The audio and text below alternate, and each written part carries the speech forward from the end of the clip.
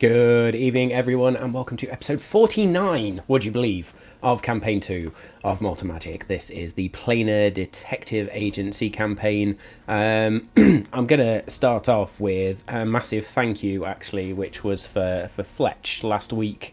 Dialed in from the US, joined us. We all had an absolute blast. I don't.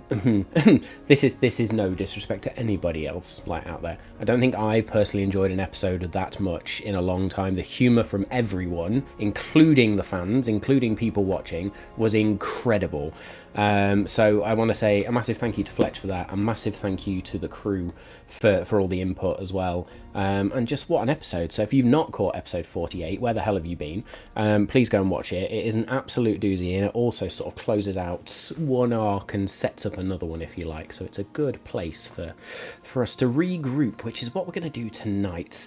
Tom has joined us once again, which is amazing. He's made an absolute mammoth effort to get here tonight. So yes, everybody be very, very thankful that Tom is here. Dialed in from a hotel, true commitment to the cause. And we couldn't be happier to have him back either and see Cavan back again. So yes, before I waffle on too much and sort of butter all of the cast up too much and sort of, tell them how much I love them, let's run down our other thank yous and shout outs. And let's get into episode 49. So my usual thank yous go to Owlbear Radio, Incarnate, and Dungeon Alchemist for all things virtual tabletop and mapping. We saw that animated map last week, which, the lighting didn't quite work. Looked like an x-ray of someone's colon. My bad. We'll move on. We'll do better next time. Then there is, of course, Hero Forge and OpenAI for some character visuals, character creation, and stuff like that. D&D Beyond for all things D&D management, encounter building, lore checks. There's a lot more third-party content coming to D&D Beyond, which is interesting to see. I wasn't aware they were going to do all that. So it'd be interesting to see where that goes. Then there are the DM's tools that I use in the background. So Kasoon, 5e Magic Shop, 2 Minutes Tools, the Thieves Guild, and World Anvil. All of which I sort of flick around as and when I need to, but everything from puzzle generators to travel trackers to calendar generators, random generators as well. A whole wealth of tools there if you are a DM or a GM or managing whatever you are in terms of TTRPG, then those tools are amazing, and hopefully you'll find some little nuggets in there that make your game management a lot easier. Any of the musical tracks and sound effects you hear are courtesy of either Tabletop Audio or BattleBard, so please go give both of those a check out. There is an absolute amazing library across both of those of musical tracks, ambiances, sound effects, which you will have heard last week. Some special effects you will have seen last week. I believe that is all Dave. Dave can talk about whatever he uses to help generate them, but I think that's all his creation.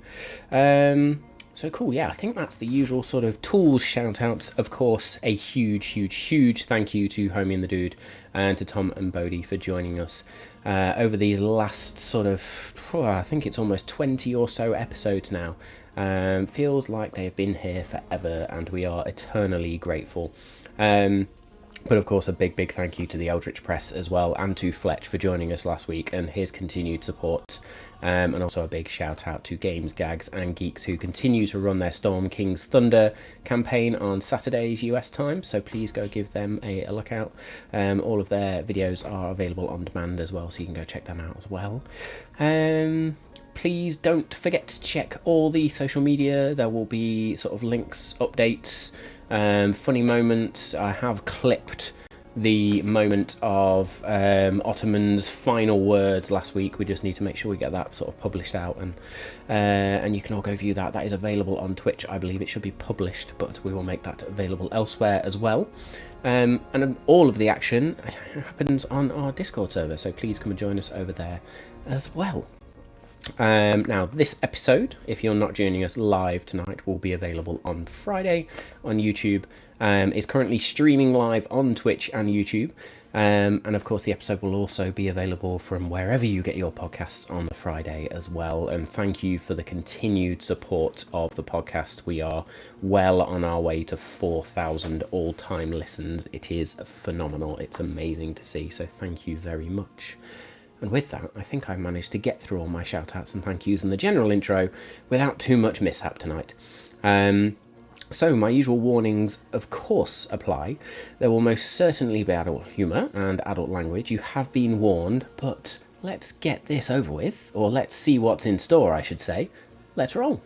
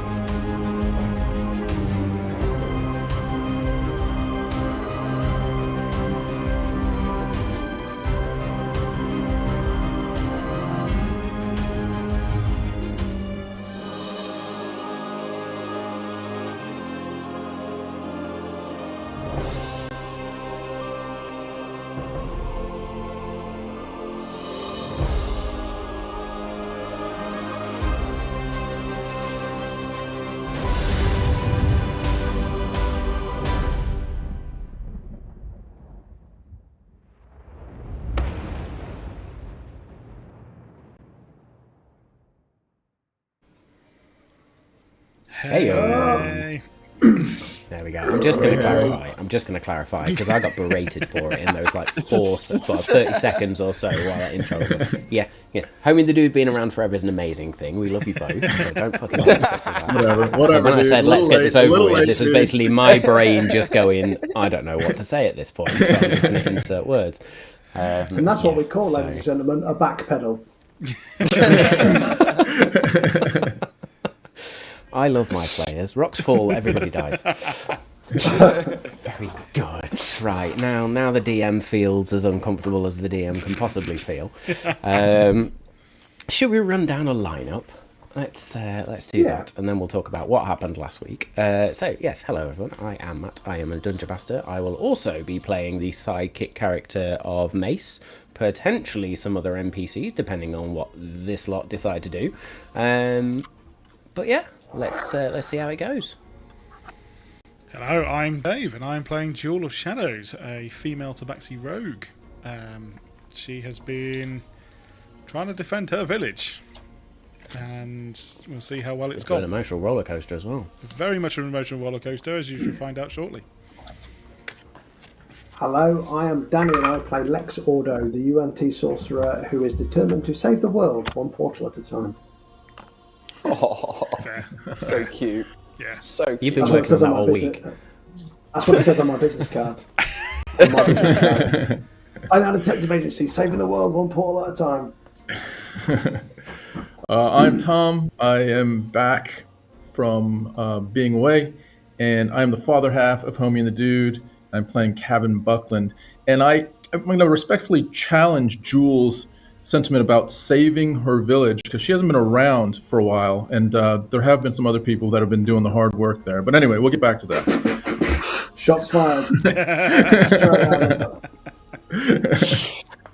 What is up, everyone? I'm Bodhi. I'm playing Edgiest Bones, your rock and roll bard sorcerer. And man, I really enjoyed exploring Matt's colon last episode. That was fun. And can we say, Matt, that's a very good point, actually, because you said you were going to do better. Actually, that was the pinnacle of maps. If it looks like a cave, but also someone's anus, it's a win.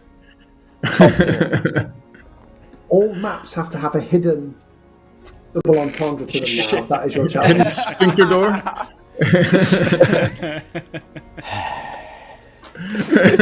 Guys, I'm just going to point out we're in a cavern, so he could just go rocks fall over with us. Yeah, he could. Yeah. But then he would have to kill off his own campaign, and he wouldn't do that. We do that for him on a weekly basis. Yes, I mean, I'm telling again, I was like, yes, maybe not push the button. I've not seen so much DM dismay in quite a while. He's just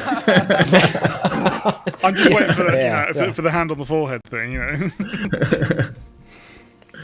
Well, I blame Tom. with that said,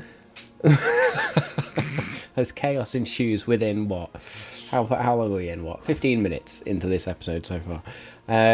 Very good. Last we left off, then we had concluded a conversation between the Planar Detective Agency and Jules' parents, but also Mayanora Hamela, the Blood Witch, who had been found within Stonebark Village and sort of come out to say, whoa, wasn't me. I didn't do anything. I'm on the run as well. Please don't hurt me. Also, if you try and hurt me, I'm going to kick your ass. And sort of very quickly, as we concluded this conversation, there was a banging at the door, and Mace sort of informed you that all hell was breaking loose, and quite literally, like a scene out of Supernatural, which I think was Dave's reference from last week, like shadows just shooting out of the well and attacking the village of Stonebark. You all decided that you had to go and figure out what was going on, try and close the portal which had been previously identified somewhere down the well, and just try and stop this from basically destroying the village. Cavan and Mace choosing in a quick moment to stay back and defend the village, but also Cavan, having made that connection with Jules' mother, on an emotional level, deciding, do you know what, I am not ready to let these people die, and Cavan staying behind. And there was a moment at the beginning of last week's episode where Cavan and Mace just unleashed celestial glory on these shadows, with Mace sort of bounding out and bringing with him the power of Paragon, infusing Cavan's axe with some of that celestial power, as well as Cavan drew on his own capabilities to just cut through swathes of these shadows. And then the rest of our party figuring out how to descend a well, which in true D&D style was never as simple as the DM plans it to be. Somebody tried to matrix down the well, that failed. Somebody decided they were just gonna climb down a rope. Other people decided to jump in and climb down, and as you all descended, you were also joined by this black armor clad, huge hulking individual who just landed next to Jewel. And there was a moment where one of my favourite lines of last week is friend or foe, and whole spiel of Paladin. Yeah, great. Are you on our side? Well, I think was the crux of it from Jewel, which was Yes or no? yeah, which was brilliant. So yes, once you'd introduced yourselves, and Ottoman, the Paladin of the Lady of Sorrows, or the Raven Queen, or whatever name has been given to her, all of you then proceeded through this cave structure, fighting shadows, and dispatching these shadows very quickly, getting a false sense of security, progressing through the cave and then finding some shadow wraiths, which posed a little bit more of a challenge. And in a moment, sort of Mayanora summoned this blood elemental as well to help in the fight. There was blood and everything everywhere. And then you proceeded even further, and there was a moment where the portal itself, once you had once you had sight of this portal, it surged almost, and all of these wraiths just disappeared. And in that moment, Jewel, your friend, appeared. Your childhood best friend appeared, calling for help. You went to her through this necrotic mist, only to realise that it was a trap. As your friend's form just dissipated, and in its place grew this creature you had never seen, never come across before, with this black scale, chitinous sort of skin, purplish glow behind it, these purple glowing eyes, and these huge great horns that curved up around its head. An elemental creature of sort, but certainly not any elemental that any of you have come across before or witnessed before. And the battle continued, and it was very close, as we can see by the current state of two of our party right now. Was very, very close. Mayanora got hit to the point where she lost almost all of her hit points and lost control of the blood elemental and had to reduce that back down and basically destroy it. Lex, running around trying to figure out, do I close this portal, do I kill this elemental, and choosing eventually to try and close the portal and trying to call people in to help with a final swipe. of his sword, Ottoman dispatched this void elemental and began to look towards the portal. And in that moment, Lex, Aegeus, Jewel, and Mayanora, in a final effort, final expulsion of arcane ability, gave everything she had to the spell to close the portal, which surged, and as it closed, pulled in Ottoman, son of Regman, who turned and to you all said, "I go to find the King Killer. If you seek glory, follow me," and was drawn into the portal and into the plane beyond. And so, my friends, we begin our episode tonight in the aftermath of this, with Aegeus, Lex, and Jewel still in this cave system, just coming down from this fight. Cog has fluttered over with a piece of violet, purple, rocky shard of some sort, which matches the shard that Aegeus currently has wrapped around his sword or his katana. Sorry, his wakashashi. What? I can't even say that. Do you know what? Yeah. Your Japanese sword. As I fuck up You said it words. right. You said it right. You said it right. Good. I'm glad. So yes, what are we doing? Jewel is will- kneeling go for next it. to Maynor's body, as I said at the end of last week. Just silent tears falling down her face, but she is actually looking at the portal, and more specifically the exact spot she saw her friend. But that's it. Aegeus' hands on knees, just like panting really heavily, even though he doesn't have lungs, just like sucking air as if he's just been on a really long run, and is A gonna bunch like of dusty heaves. yeah. And he's gonna just look over to Jewel and Mayanora and just be like, "Fuck." Get up, go over to Jewel and be like, "Hey, let's just get the fuck out of here. Help me with her body." And is gonna like go grab Mayanora, put like one arm over his shoulder, wrap an arm like round her like waist area, and look to Jewel and be like, "It's okay. We're gonna work it out. We're gonna find out what the fuck just happened." She'll stand up, look to Lex, who's standing near the portal, I think. Is it closed? Are we safe here? So as you look to Lex, as he's starting to realise we keep doing this wrong, we keep getting it wrong every time, there is a better way to do this. As all the energy channeled through him via you, his hands are kind of, where he's been grasping onto the crystal, almost like burnt and singed from the raw power that's gone through him, through the crystal, into the portal. So he's kind of just like reeling from that, and he's like, "It's done." And then he'll turn and look at Mayanora's body and go, "She redeemed herself at the end. I don't know why he's not American anymore." Then, hang on. Have another drink, Danny. Have another drink. There you go. There we go. I'm that horse from the power that I've you know when people wake up from comas and they've got a different accent. That's what's happening. As we carry Mayanora's body back through the cave system, Aegeus will only be thinking about the last words that Ottoman said, and they're just like rattling around in his empty skull like loose marbles in a box that a kid in the 70s carries around on their hip, and just very niche.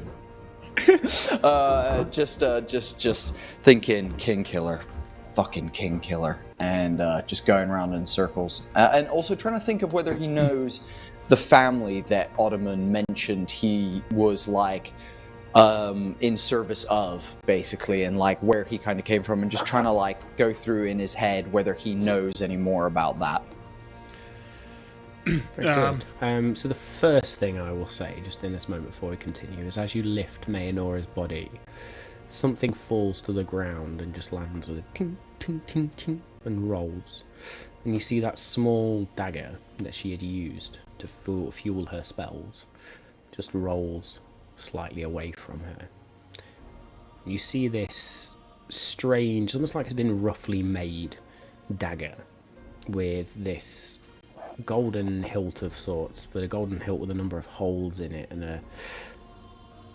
a vial almost at the bottom, or a well, a small reservoir that has still got a tiny amount of blood just in there. Jewel will very carefully, because Edgy has picked up the body, Jewel will see that and therefore go down, have a look at it and inspect it, then gingerly pick it up. Okay. You pick it up. It doesn't do you any damage. Make me either an Arcana check or an Investigation check. It's a cursed dagger. You're Probably gonna fucking... Investigation for sure. Did you just pick it up with your bare hands? No cloth? Nothing? Yeah, of course. Again, magic. Fuck. Not that great at magic. But yeah, 23. Investigation. I know that's different. So as you, even without any affinity for magic, just looking at this blade, you know there is magic inside it. You can see just by the construction, the nature of it, you know there is some form of magic in it. You could use it, but it definitely seems like it would be better suited for somebody who would use it to aid in spellcasting. A question for the group. It's probably a bit early, but time is of the essence with this question. Do we want to try and save her, or are we going to let her pass? I was about to say, can we? But I suppose you want I was me saving back. this But for you, Jewel, but I do have a spell scroll of Revivify. I think that's how you pronounce it. I have picked it up, but one of the key components is a diamond, and I don't have any diamonds. That's the only component we're missing. Quite a chunky diamond. If I had that, I could try the spell. Above table, do scrolls require components? Is that a thing? Usually, yes. You still need the... Interesting. Excuse me. also, if I understand, Revivify is within a minute. Is that right? Yeah, we've got a minute Yeah. So after she's deed. this is not something that, unless we have it on us, it's going to happen. And the answer to that one, I think... No, because no way we can get her out of the well in under a minute. I was hoping you'd say, Matt, her dagger had a big fucking diamond on the end of it. That would have been helpful. Edgius is going to look at Mayanora and look back to Lex and go, an hour ago, I would have said, let's leave this body. But at minimum, whatever our decision is, at minimum, she deserves a burial. A correct and honorable burial. Oh, yeah. I mean, we've got 1 minute, according to the... I don't think... Unless you've got a diamond on you, I don't think we can save her in time. While they're talking, can Jewel have a look to see if Maynora has a small satchel or anything with her? Spell component satchel. In fact, we'll use your previous investigation check as well. Just you sort of look at the blade, see this conversation, and very quickly sort of move across. You do find a small bag, which looks like it was some form of component pouch that she was using. There are a number of bizarre items in there. Sort of bird skulls. Looks like there's a number of vials of blood in there as well. You also find a small sort of glass phial, if you like, that's got what looks like a firefly in there. No diamonds. Above table, does Do any of Edgius's, because Edgius has an eyebrow piercing, and he also has rings that he wears on his ribs. Do any of my rings have diamonds in them? Or does my eyebrow piercing happen to have a diamond in it? A 300 gold piece worth diamond. That you haven't pawned Roll off yet. me, roll me a D100. Ooh, okay. Says I the love man a who only has D100 2 roll. gold coins in his socket at any one time. Look, I keep my fucking valuable things on my body, literally. 53. 53. No. Okay, so I mean, like a similar like above table thing. I kind of feel like we are so near the end of a minute anyway that if we even just try to rush her up to the ground level, we're going to run out. But regardless, not quite knowing how long, and actually Jewel doesn't know that they only need a minute, she will go, Edges, hand her over. I can climb up quicker. I shall get her up into the village. Yeah, let's be honest, Joel. I think, although I said it, we'll probably run out of time by the time I don't we get care. her up there. Let us try. I don't want to give your mom and dad false hope. Fine. Jewel, she's Still. gone. Hand her over, and she slows down. Here. Simply so that I can carry her up. I saw the way you got down, and I think you're going to have enough trouble getting up with it yourself. Small bit of shade Right. thrown there. Harsh but fair. Yeah, harsh but fair. Yeah. So True, indeed. she'll end up sort of making her into a cape, basically. Just trying to like, it's the only way because she needs to still be able to climb. So Backpack. yeah, and we'll just use her own cape to sort of tie her hands there, so that it's like that, and then we'll just climb up and get up to the top of the well. Very good. Before Lex and Edgius leave, Edgius is going to place a hand on Lex's chest as Lex tries to walk past him, and is going to be like, as Jewel has now like gone up and out of the well, he's going to be like, Lex, if what Ottoman said is correct,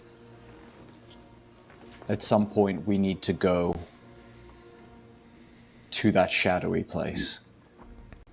I know we spoke about it in Jewel's house before, but if you could do some research or possibly have a look into how we can open portals, I don't know, maybe we could test it before we do go to the shadowy place. But look, if 3 of us can close a portal, then surely 3 of us can open a portal. And a wry smile will come across Lex's face as he realised that his idea might not be as stupid after all. And he's like, great minds think alike, Edgius. I have an idea I've been working on that I think could get us into any portal we choose, and could even help us get Callum back. And Edgius is going to pull out a piece of paper from his ya. pocket that is like, kind of looks like a receipt that we got from the blacksmith, and it's just like a paper receipt, thin, a piece of paper. And on the front side it says how much it cost for the things that Lex bought, but on the back, Edgius has written a list of priorities, and at the top of the list it says "Get Callum back," and that's circled 3 times. And Edgius is gonna show it to Lex.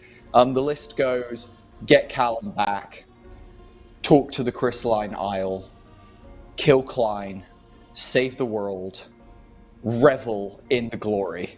Is the last one on the I thought it was going to be like the list. have beer or something. I think Buy Eat a I ham think sandwich. 1 and 3 can be. Yeah. I think 1 and 3 can be ticked off before you know it. But I know that you haven't got Pay Gibby back. What we owe him on that list? Who? Never mind. He's long gone. Let's get out of this hellhole. Very good. Do you know what, Lex? As we're walking through this, it looks cave just, I don't know. I just get a weird, like, Has a weird I don't know, smell, it's- right? yeah, like ass. just smell. I was thinking the exact same thing, just like booty all around us. Do shadows smell like booty? Is that the common thing? I'm not. I read in the book that the Shadowfell gives off a sulfury, colonic smell. Do you know what? I'm not fucking surprised. Fucking Max dark writing bastards. that down. That's canon now. No, I'm just looking forward to the 10 damage on rope burn you're about to get. Very Next time we good, smell then. booty, fucking, we know that there's a shadow around. As Jewel, as you begin to climb up this rope fairly nimbly with your climbing speed, a bit slower than previous with added weight, dead weight of that on your back. And even though it is a dead weight, Mayanora was still slight. And you're amazed at actually how light she does feel. You roll out the top of the well and sort of gently then cradle Mayanora down to the ground, and as you look up you can see the last of the shadows being cut down, and there's a blinding flash of light and a yell just as Cavan's axe just slices through the last one. And Cavan, you take a deep breath, you look to Mace as Mace just brings his mace down on top of a shadow and obliterates it, and he just looks to you and nods, and instinctively you turn to the well and you see Jewel with a body. I assess maybe for the first time. I was completely filled with adrenaline. As I see Jewel, I take a step towards Jewel, but my ankle gives way. And I'm not sure if it's broken or whatever, but I just kind of like stumble towards Jewel, knowing that I've been to some degree compromised. Not sure exactly what the severity is. And I look to Mace and I say, "They're back." And I make my way to Jewel. I'm not even saying anything. I just come up to Jewel, get down on a knee so that I'm kind of Jewel's height, and see Maynora, and I say, "What happened?" It was chaos down there, and in closing the portal, she gave what was left of her. What do you mean, what was left of her? Let's where's the doctor? Someone get a doctor! I turn around and yell, "Mace, get a fucking doctor now!" I don't think that will... No, Jewel, no! She's not dead. At this point, Edgius, Lex, you both sort of climb out, hearing the shouts, and just about manage to climb out of the well yourself as Dream and Paige come hurrying over, seeing Jewel cradling a body. Oh god, no. Dream just sort of falls down at her knees next to Cavan. We can save her. I think we can save her. Jewel, tell me we can save her. Jewel, tell me we can fucking save her. Get a fucking doctor over here! Cavan, we And can't. Cavan's just losing it. We can't. Cavan pushes forward and puts his hand on her wrist, puts his head down to her mouth, looks to try to start doing CPR. Fantasy Doesn't know how to CPR. do doesn't know how to do CPR, but is doing everything he can to try to get any sign of life out of Mayanora, which he's not. And as your hands like- connect with Mayanora's body as well, they sort of slide over her as you see it's just slick with blood all over her body, where whatever blood was inside her or that she was using seems to now be pouring out of various orifices. And Dream is just gonna... Dream is just gonna sort of... Cavan. And she gently grasps your hand. I don't think there's anything that can be done, boy. I want her to live for you. I want her to live for Bronze. I know how important she was to you. I'm so sorry. I am so... Jewel, where the fuck are Lex and Exius? And Edgius? We climb out. Edgius falls out of the well onto the ground. Scrape your elbow as you do. Fuck. We found the portal and we tried to close it. And when we did, the effort...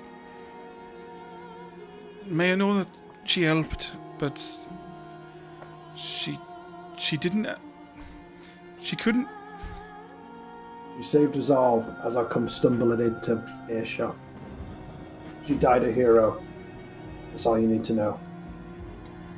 Edgius looks at Cabin. She redeemed herself. In her last moments. She didn't need redeeming. She wasn't the one. We were following the wrong people. Yeah, we fucked up. It's on us. Edgius stands and turns to Stonebark Village, to the people that might have gathered, kind of witnessing this event. And he goes to address the people, and he's like, "What you have witnessed here today was a person who was enticed by the darkness that now fills these lands. You have all borne witness to what is happening. But just like her, we must stand against what is happening. This is just the beginning. This death lies upon our shoulders. This is our fault. And we apologize to every single one of you here. But this is the start right now. All of you, whether you are a blacksmith, a barkeep, a guard, you need to be part of this moment. You need to join us in making others aware. We need to send emissaries to the far reaches of Dryamere.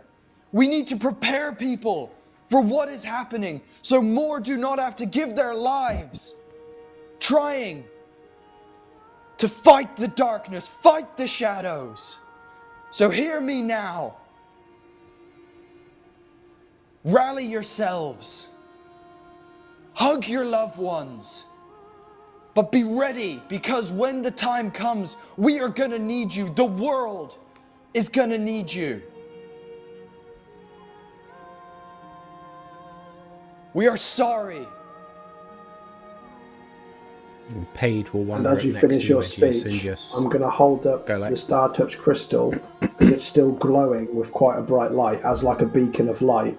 As you say, fight the light, fight the darkness. So it's kind of like a symbolic lightness, to what you just said. As a literal beacon of hope.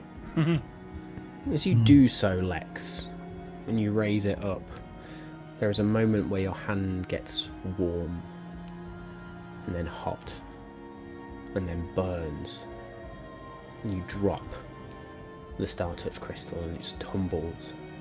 And as it tumbles, that multifaceted crystal just breaks Oh, fuck.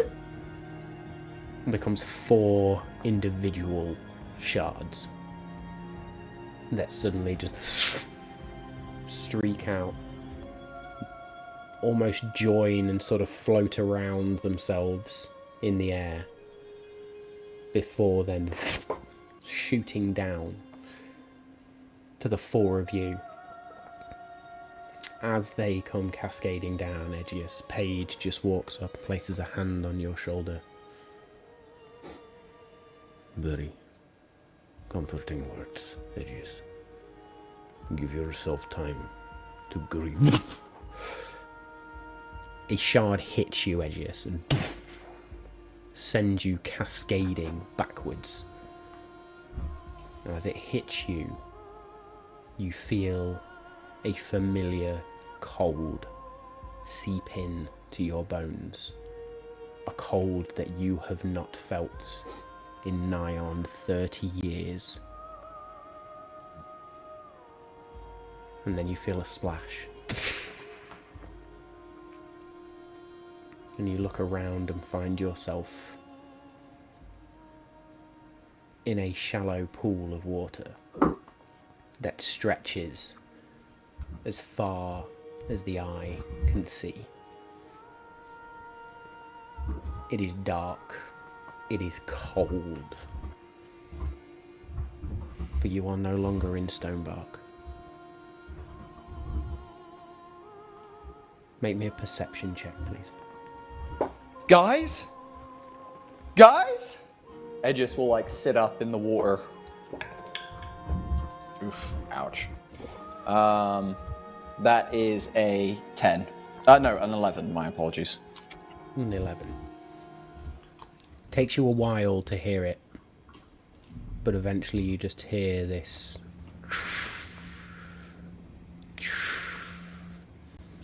It sounds like a splashing sound, almost like a whisper.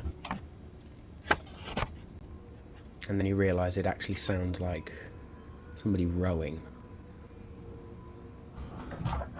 And a small boat floats towards you. And seated inside a robed individual. These tattered black robes just covering whatever form they take. And they are just gonna lay an oar down, and as they reach out you see a skeletal hand that comes out from underneath the sleeves of one of these robes, and it just reaches down and points to the boat. And then to you. Lex, if this is a prank, I'm not enjoying it! I'm not enjoying it, Lex! Get me out of here!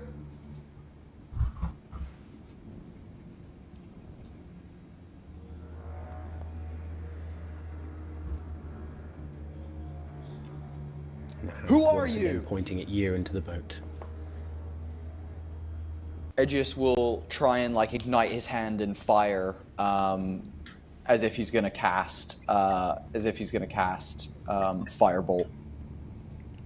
Okay, and your hand does ignite in fire, but what you realise is that colour is muted in here, and where there once would be orange flame, there is now this ghostly white fire that burns around your hand. I don't want to hurt you. Tell me who you are. What do you want? A bony finger comes up and points to you, and then points into the boat once again. Okay. Edgius will take a couple of super cautious steps forward, and as he kind of walks around, try and like discern a face of the hooded figure as he like steps over into the boat, still with the flames lit in his hand. And as you look into this hood, it's almost like you stare into the darkest hole. You don't see a face, you see nothing but the shadowed interior of a hood. Edgius will get in the boat facing him. Yeah, facing him. As you seat yourself down into the boat facing him sort of nervously, this individual picks up the oars and begins to just row. You feel a warmth at your back, and instinctively you turn around and you see there is a thin beam of light, golden light, and you are moving away from it. And you begin to hear the sound of a crashing waterfall. The boat approaches this waterfall, but before it goes to pass through it, it turns and begins to ride along the waterfall. Can I look over the edge of the waterfall and see what's down below? You can. as you look over this waterfall,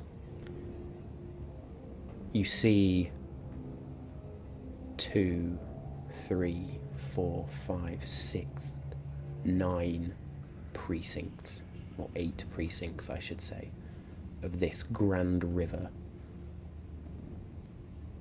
Make me a history or religion check, please. Oh, man, come on. Give me a fucking nat 20 right now. Make you fucking good, Bodhi. Let's fucking... Dave's I need this enjoying nat this. 20. I'm hating the fact that I ain't saying anything. So you want history or what's the other one? History or religion. Or religion. Okay. That is a 17. 17. Not bad. Yeah. For some reason, some nagging feeling, you feel like you are now in the realm of death. As Edgius feels that, for the first time in a long time, because ever since meeting Lex and Jewel with Cavan, Edgius refound a purpose to be alive. For the, 25 or so years that he was, before he met Cavan, all he wanted was that feeling. All he dreamt of was that feeling. All he yearned for was to be reunited with those who he had lost. So Edgius is actually going to stand up in the boat as everything in his mind goes quiet. And he's going to take a large step towards the edge of the boat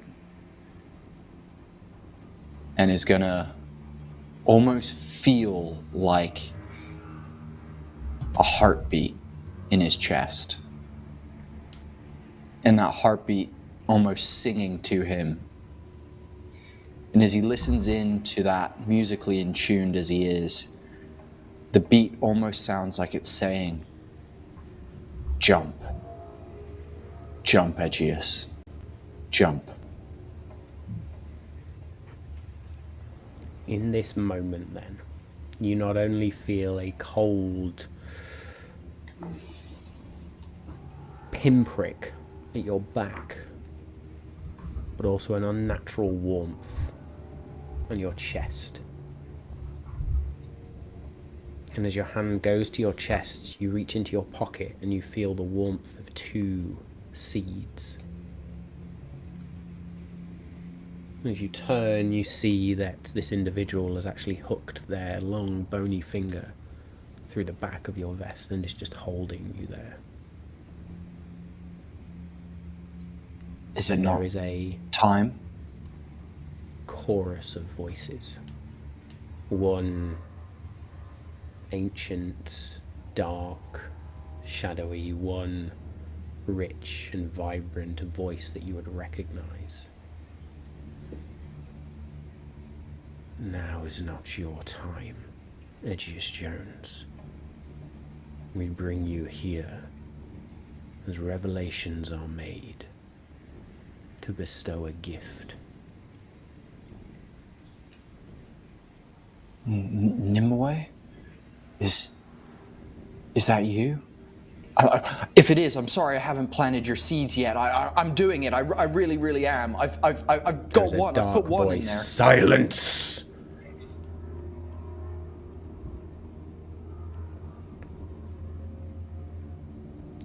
The moon goddess is with you, yes. But I am also here. I who returned you to life in the first place. At this point, that finger slides out from your vest, and you turn as they take the hood and pull it back, and you see a skeletal face.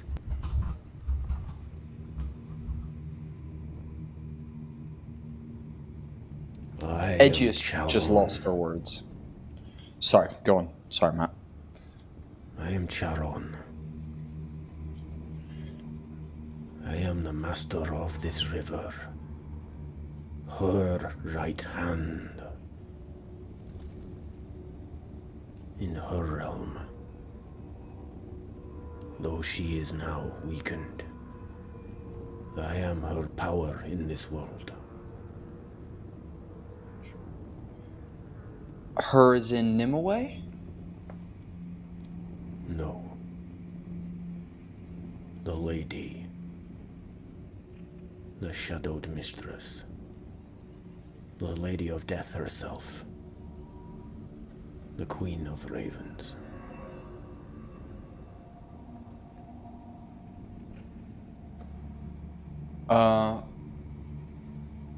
Nice to meet you, Charon. We have met before. As you teetered on the edge. Yeah. I remember your face. Well, lack of it. As you are now.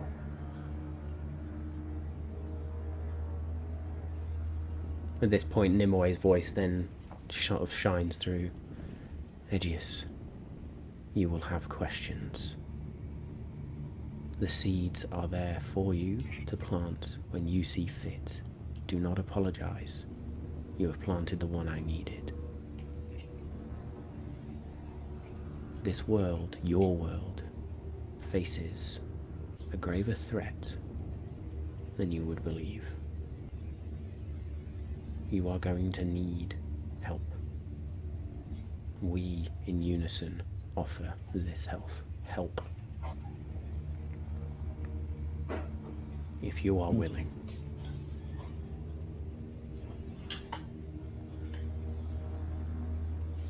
Aegeus looks back at the waterfall, looks back to the skeleton dude.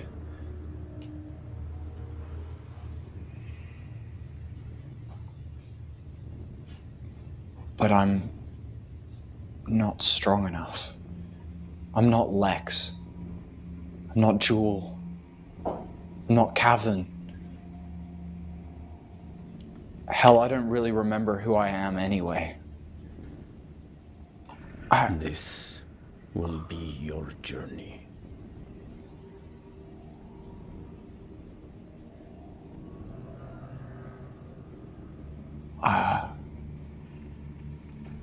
Are you sure? You have been chosen through your actions, through your history. As I have seen fit to return you, Nimue has seen fit to look upon you. Well, I guess having you guys by my side does make me feel a little bit better, even if I don't really believe in either of you. You don't have to believe in us, Aegeus, because we know that is the fear talking. You have witnessed us both now.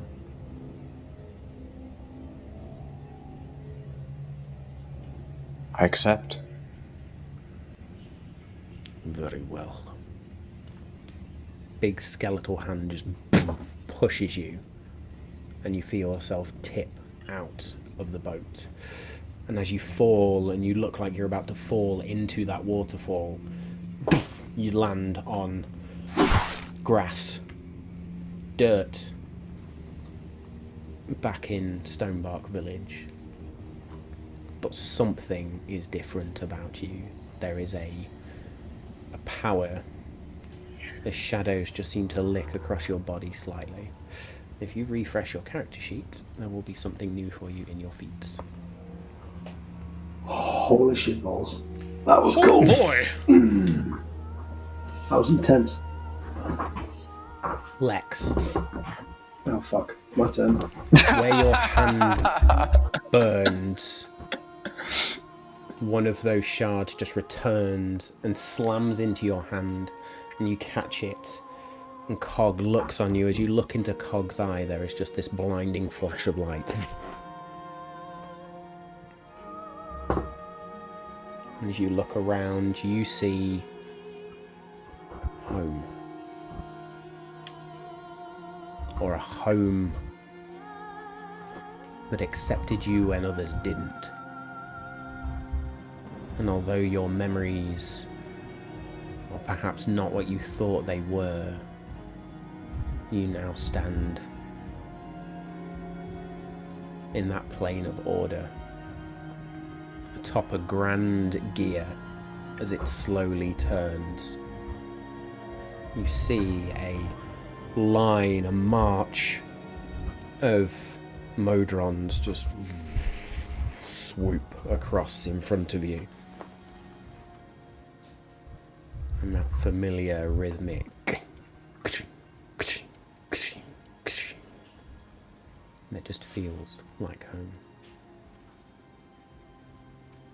Sense of peace washes over Lex as he kind of embraces it. You hear not a voice, but it's almost like those mechanical movements. The gears, the movement of the monodrones, itself a perfect equation solved.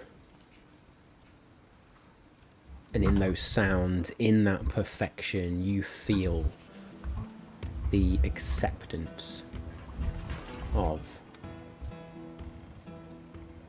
the lord of this plane.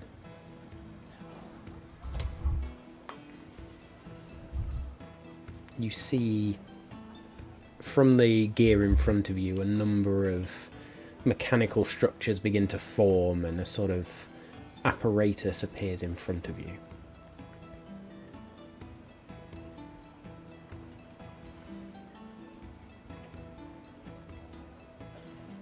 As in, like a workbench type apparatus or like a abacusy looking thing.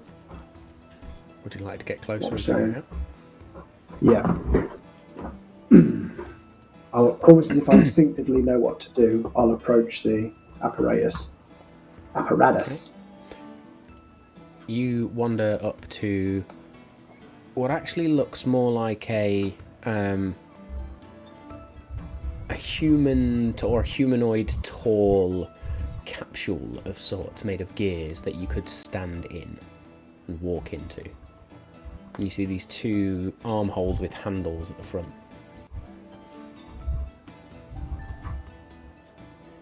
I'll step in, grab on.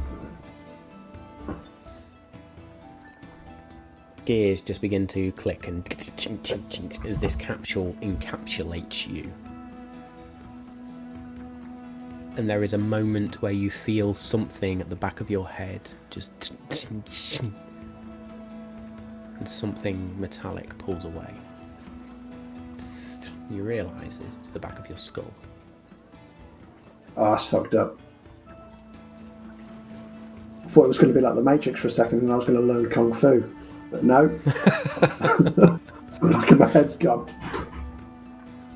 As this metallic skull fragment hovers in front of you, there is a flash of pain, but it's not pain of the moment, it's pain in your past. Something that you can't quite grasp just yet. And then you hear the voice. You have done well, Alexis. Your directive is still your directive. I can offer you a gift to help in your endeavors.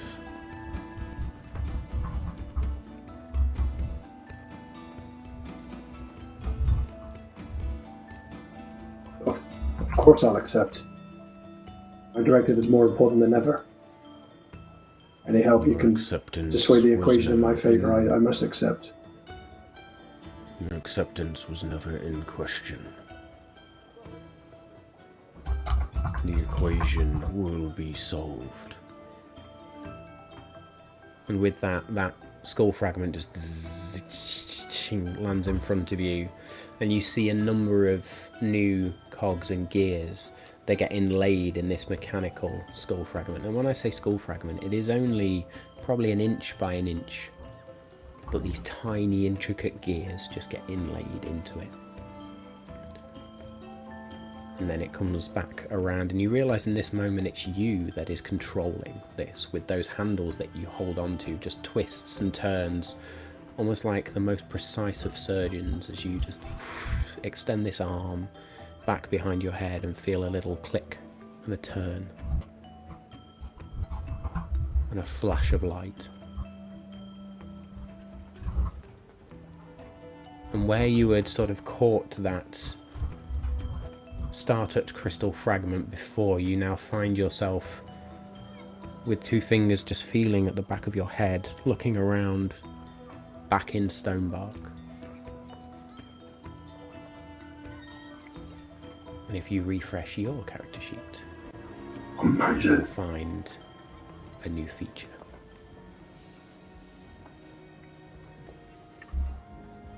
Cavern. One of these shards comes cascading toward you, and then you hear the sound of metallic feet. And just a, "Cavern boy, watch out!" Woof! And this metallic form launches itself into you at the same moment as this shard hits. And there is a burst of celestial light.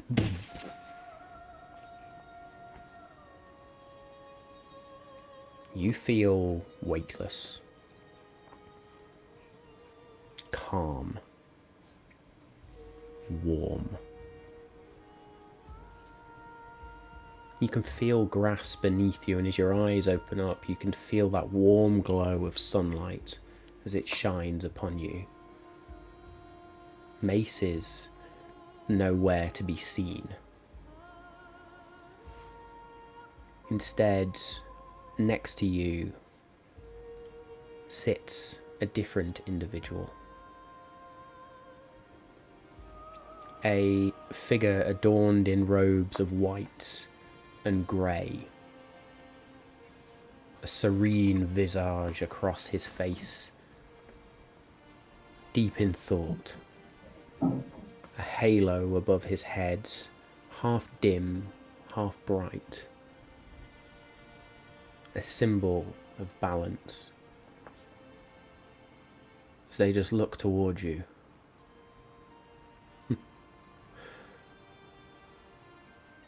Well, not quite how I expected you to arrive here. But welcome nonetheless, Cavern.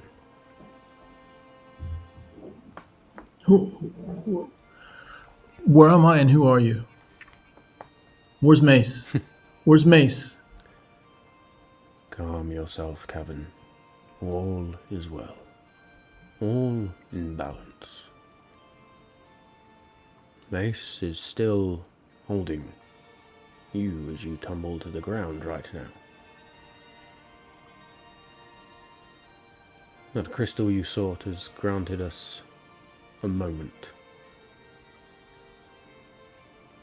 You've been searching Paragon? for me for a long time. Yes, my boy. I am I dropped to my knees. Places a hand out. No need. I'm not ready for this, Paragon. I'm not ready for this. You have been through so much, my boy. So much pain, so much anguish, so much confusion. Despite all of that, the strength you have shown, the compassion for others, the devotion you show to your allies, is the truest representation of the exemplar of me. That idea of balance. You may not feel ready, Cavern. Fate rarely calls upon us at a time of our choosing.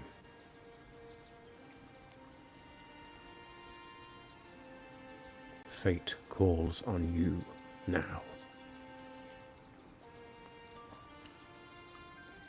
I don't know what balance means. I'm confused whether I want to kill everything in sight or I want to prevent everything in sight from being killed. I don't even know Mayanora. I barely know Callum, and I can't stand that she's gone and he's... And then I want to kill things. Balance is... It's not for me, Paragon. I'm not worthy of any of it. And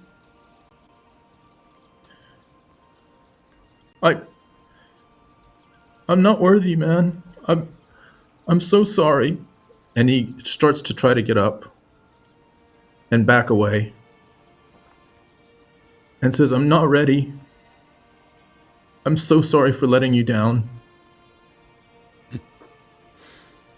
Gavin, you have let no one down.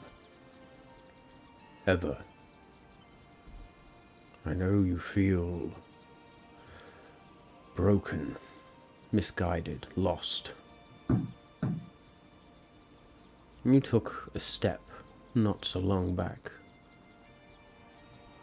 in changing what was wild, untamed,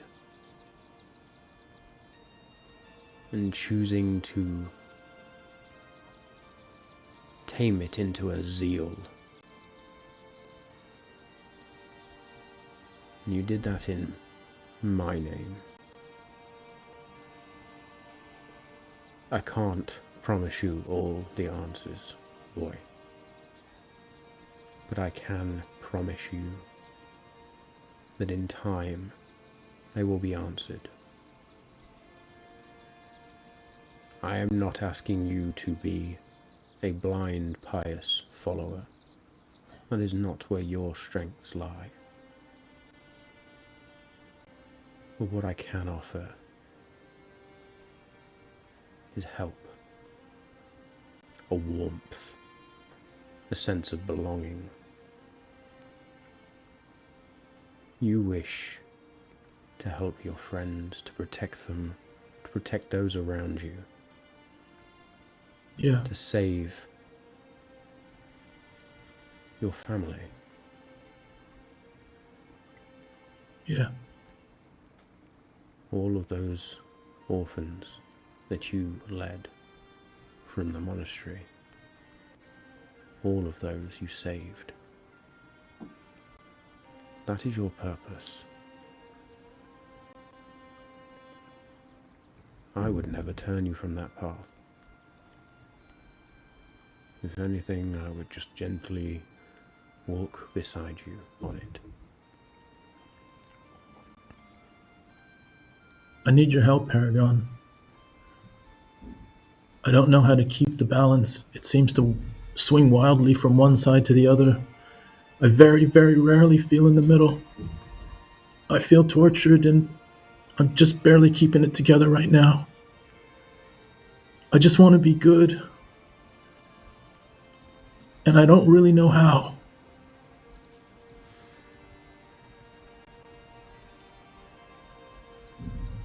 It can be hard to find that balance when it feels like the scales swing from one side to another.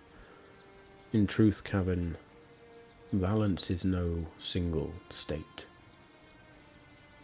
It is the chaos of one side to another, but never truly falling to one or the other.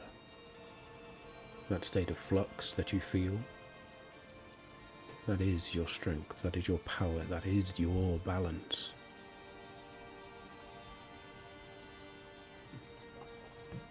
Yeah. I have to trust. At some point I have to trust. And I've been looking for you. And even though I don't feel like I'm worthy at all, I don't even need you to stand beside me. I just need to know that you're around.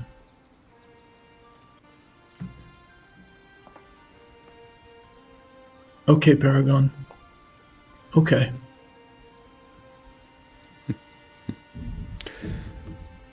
Gavin.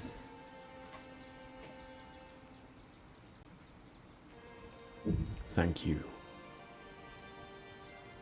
for believing, for being. And he is gonna, like a father to a son, just take your head in his hands and gently places his forehead against yours. Know that you always have a place. And there is just this warmth of wind that sort of envelops you, almost like a warm embrace, a hug. And as you open your eyes again, you can feel metallic arms around you as Mace just holds you. Gavin? You okay, boy? Mace. I'm okay, Mace. I think I'm okay. I felt him. What a Yeah, briefest of moments, I felt him. you did. You did, good friend. He's here with us. Ha! Boy, you did it. And if you refresh your character sheet, Tom, there is a brand new feat for you as well. Ooh. Jewel. Lex, you're on mute. Sorry. Sorry, there we go. I said that was a good bit of cinema. Did you mute me because you could hear my keyboard? Is that what it was when I was typing notes? I was muting everyone. Oh. I do have a very Very clicky good, clacky Jewel. keyboard. As tears cascade down your cheeks, and you look down at the body of Mayanora.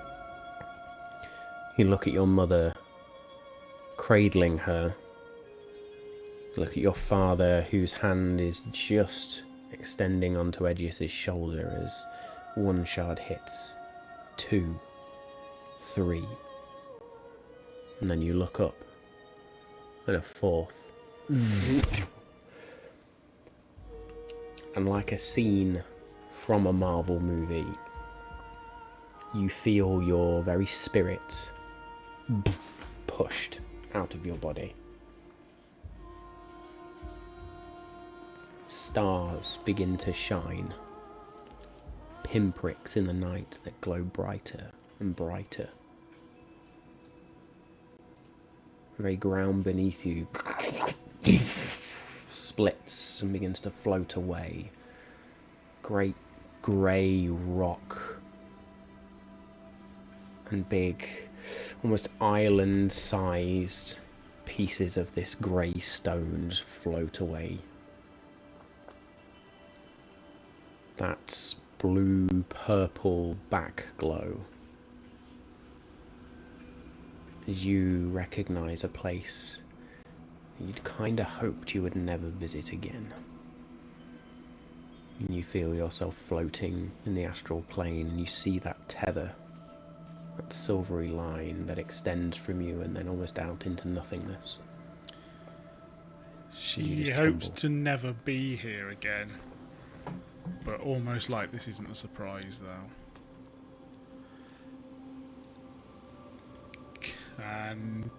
Can I look around and see who I'm expecting to see?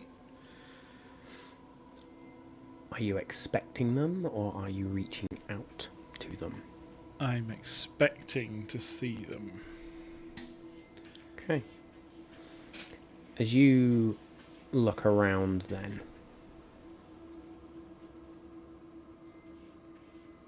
and it's almost like your form as you move, almost like there's multiple echoes of you that just move around in that moment. And rather than see an individual, you see a constellation form. looks like an hourglass. And then one star in the middle begins to glow brighter and brighter and brighter. It becomes something of an eye. As you feel yourself drawn towards it. I would instinctively, not quite knowing how, would start floating, flying, meaning to move forwards and move towards this eye. And with that mere thought, you begin to streak forwards. You're absorbed by this light. And then you see two bright lights replace it. And a huge skull head forms, almost made of pure darkness, and a line appears in the very fabric of the plane itself as these two stars become like eyes, and you see sort of a nose form, but where that rift appears it forms a mouth. Welcome back, Jewel. I was not ready for your help and assistance before. For that I am sorry. But you did bring me back. Time and fate and knowledge.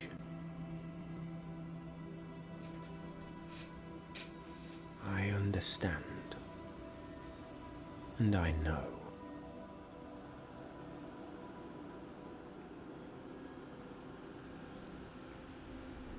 I don't know why I have been sent back.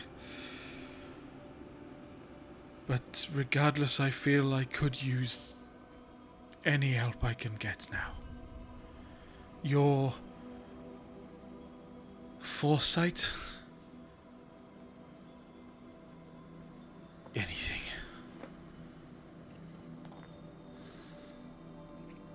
We have but a moment in your time. An eternity here. I gave you a gift once.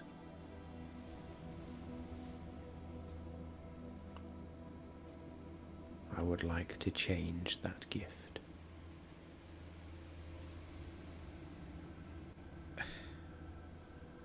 Why do I feel comfortable here? Why does it feel nice?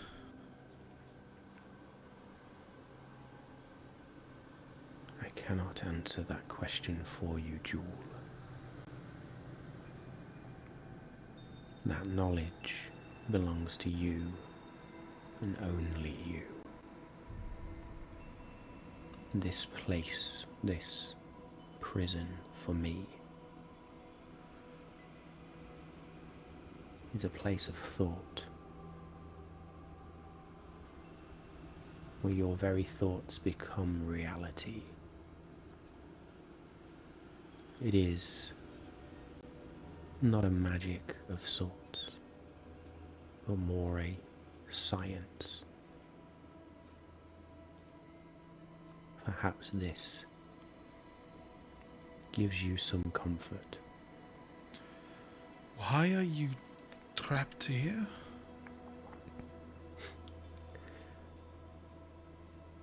It is my sentence to hover on that line between one realm and another, not able to feel the waters, not able to feel the sunlight. What? I am here to witness the passage of time, to watch. I thought that this place, and she looks around and even sort of spins slowly, I thought this place was the place between realms. But there is another place, even between this. Is that right? Another... There is a place beyond? What is it you ask? I believed that the people we seek are potentially hiding in here. But I don't here. believe that anymore. It is difficult to hide here when you are so vulnerable here. One cut of silver, and you will find yourself in those waters. Then It is dark here, but what you seek, who you seek, they reside in darker places still. On the very edge. do those people...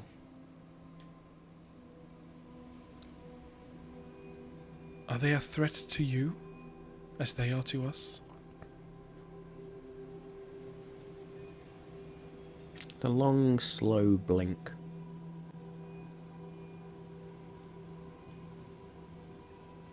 They are not a threat to this place, but they are a threat to your world, and in as such, they pose a threat to all worlds.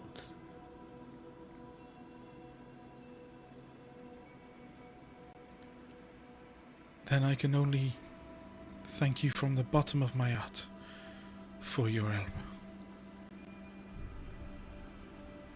I hope to show my gratitude better from now on. You have done everything you were meant to up to this moment. Then why does it feel so I would hard? not ask you to change who you are. Your distrust of things makes you who you are, and I will not change that. It is hard because it has to be hard. Life, the passage of time, is rarely easy. It is rarely without challenge. Those who accept the challenge, who rise up against oppressors, who fight for what they believe in,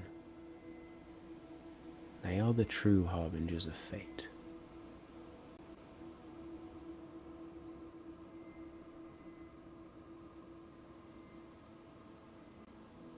Then I will do my part.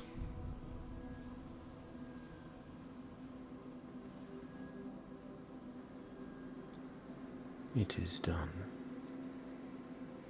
There is going to be a blinding flash of silver light, and that weightless comfort, that sense of calm, gives way to the feeling of falling as you then step back and catch yourself and hold a shard against you. You feel your form almost echo behind you. You have lost something but gained something else in return. If you refresh your character sheet, you will have a replaced fate. Ooh, nice. Let's take a look. In this moment, as you all clutch a shard, a piece of this star-touched crystal, you can all search for the star-touched crystal and add it to your inventory. Now it will say it requires attunement, but as it is a group attunement, it will not take one of your attunement slots. There are benefits from you attuning to this as a group, but we will decide that in a second as a group as well.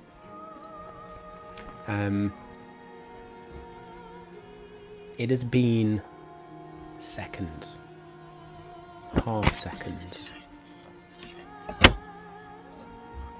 Edgius, you look up as Paige reaches a hand down. On your feet, boy. Now is not the time to fall. Oh, that was embarrassing after I just said that speech and then I got blown away. It made me look very inferior. Edgius pulls himself up and gets real close to Paige and goes, do you think they noticed? I think they noticed, but getting hit by a big shiny shard, I think they would have fallen too. Oh, sure, whatever. Totally, yeah. Yeah. Lex Cog settles itself on your shoulder and almost seems to, if a machine could, take a big sigh of relief, just as it just settles itself. Cabin Mace releases you and this big robotic smile as he gently punches you against the chest. Jewel, your mother reaches for your hand and takes Mayanora's hand and just holds them both together. She watched you as a baby, you know. I'm going to miss her.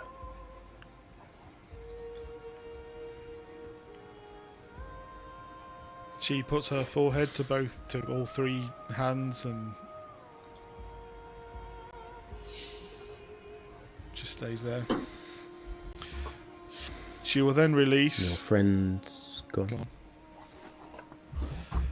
She'll then go back to pick up Mayanora's body and hopefully with her mother and father beside her walk her body back into the house. And Paige is the one that lifts up Mayanora, and there is a tear that falls down his cheek, and as he lifts her, you feel that fatherly bonds, that sense of fatherhood, and that look of devotion from a father that is usually cast yours and Bronze's way, now cast down on Mayanora as he lifts her. And the four of you wander back into the house. Dream looks back towards Edgius. Your friend makes a good speech. And we have been too lax in our judgments, in our choices. There are other things we must talk about, Jewel, but I think we all should sleep for this evening and discuss it in the morning. He is good with words, and yes, there is so much to talk about. But for my part, I am sorry that she is gone, but I am glad I'm home. I'm glad you're both home. And then, as Cog has settled on Lex, you'll look at Cog, you'll look at Edgius, because we're next to each other, and filled with a renewed sense of glorious purpose, you'll just go, I know what we have to do now. I am so Cabin. glad you do, Lex, because I am way more confused than I was before. I spoke to, like, another one of me, and then there was another We'll talk about it later. It's not important right now. But I'm excited to hear what your plan is. I'm fucking hyped about that. Kevin sees Dream, Paige, and Jewel heading back, and walks up to Bronze and just puts a almost like a brotherly arm around Bronze and says, "We're gonna be okay." And Bronze walks would with look her. up at you as tears just sort of fall down her cheeks. She just nods. She picks up a stone on the floor and places it into her sling. And walks with you. I will say all of you now return to the House of Shadows.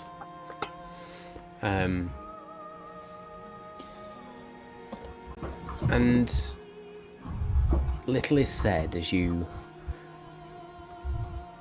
deal with what's happened in terms of the evening, fighting gargoyles, fighting shadows, fighting these dark elementals, to meeting these strange powers, each of you your individual experiences,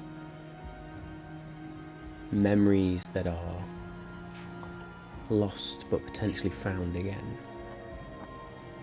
experiences that bring hope and comfort, renewed senses of self, or sometimes confusion, understanding a world that just got a little bit bigger for you. And I think as we all bed down and take a long rest for the evening, we will take a short break there, my friends. Oh, What a first half. what Fuck a me. first half. So after all the you know braking, what? I promised you I had goodies. And there you go. Oh. I'm so happy to press the long rest button as well because I've got fucking nothing left. Yeah, I was going to say, yeah. Oh, my goodness me.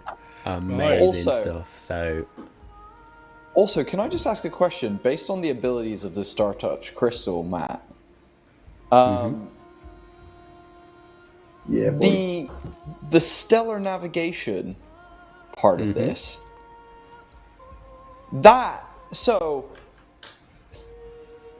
I'm just blown away. I've just been reading this fucking item and I've just been like, what the fuck? Okay. this is an Okay. artifact level item. We are This is we are not colossally worthy to be powerful. holding the Tesseract. Oh my goodness me. Yeah, let's read that over the break.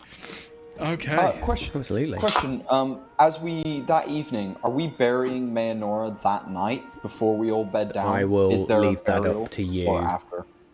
Let's discuss that during the break and afterwards, I would say. Let's Yeah. go with that. Yeah, cool. Sounds good. Let's all go for a good break. Tom, you almost made me cry, buddy. Right. That was fucking Do it every time. ace. Yeah, it's just I know. brilliant. So well done. Well done to you all. Top first half.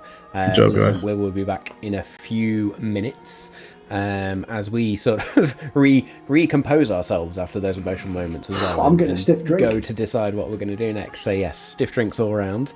Well done for the first half, folks. Hey Fletch, I've seen you in the chat. Just wanted to say hello before we sort of sign off for the break. Yes, we'll be back in a few minutes. Get yourselves a drink. Stay safe. We'll be back in a few. Hey yo. Hello. Well, I think we're all still reeling from that first half, to be honest. That was pretty Yeah, intense. not. So, yeah, It's filled me with inspiration, Matt. I've got lots of ideas. I'm glad to have filled you with inspiration. Better be semen. Oh, Tom, you're muted. Tom, you're muted, buddy.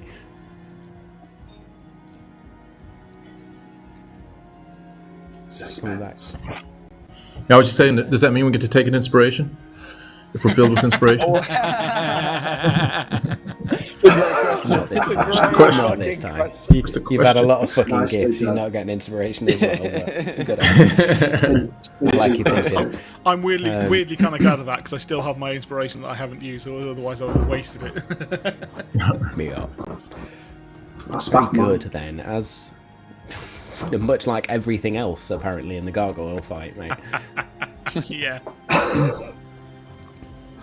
So yeah, there was a lesson on resource management, I guess. Anyway, you all bed down for the evening inside the I'm going to call it the House of Shadows now, because that's officially the name of Jules' house. And it is an uncomfortable night for most of you. It's not the biggest house. You sort of end up sleeping in armchairs or curled up on the floor, or Jewel, I'm going to say you actually go and crawl into bed with Bronze and just hold your sister and be close to your sister for the evening. Mayanora is laid in the front room with a veil over her, a dark sort of black lace veil that Dream pulled out, and just lays it over her. And as Dream sort of goes and settles tonight, she places one more kiss on Mayanora's forehead. You all have a restful night, toss and turn a little bit with the thoughts that are just bouncing around everybody's heads right now, but you wake the next morning to a strong, warm sun that has risen, and it feels much more summery in Stonebark this morning as you wake, almost like there was a warmth that had been leached from this village, but shining through that canopy of trees now, the warm summer sun on this 10th day of Polondar. What are we doing?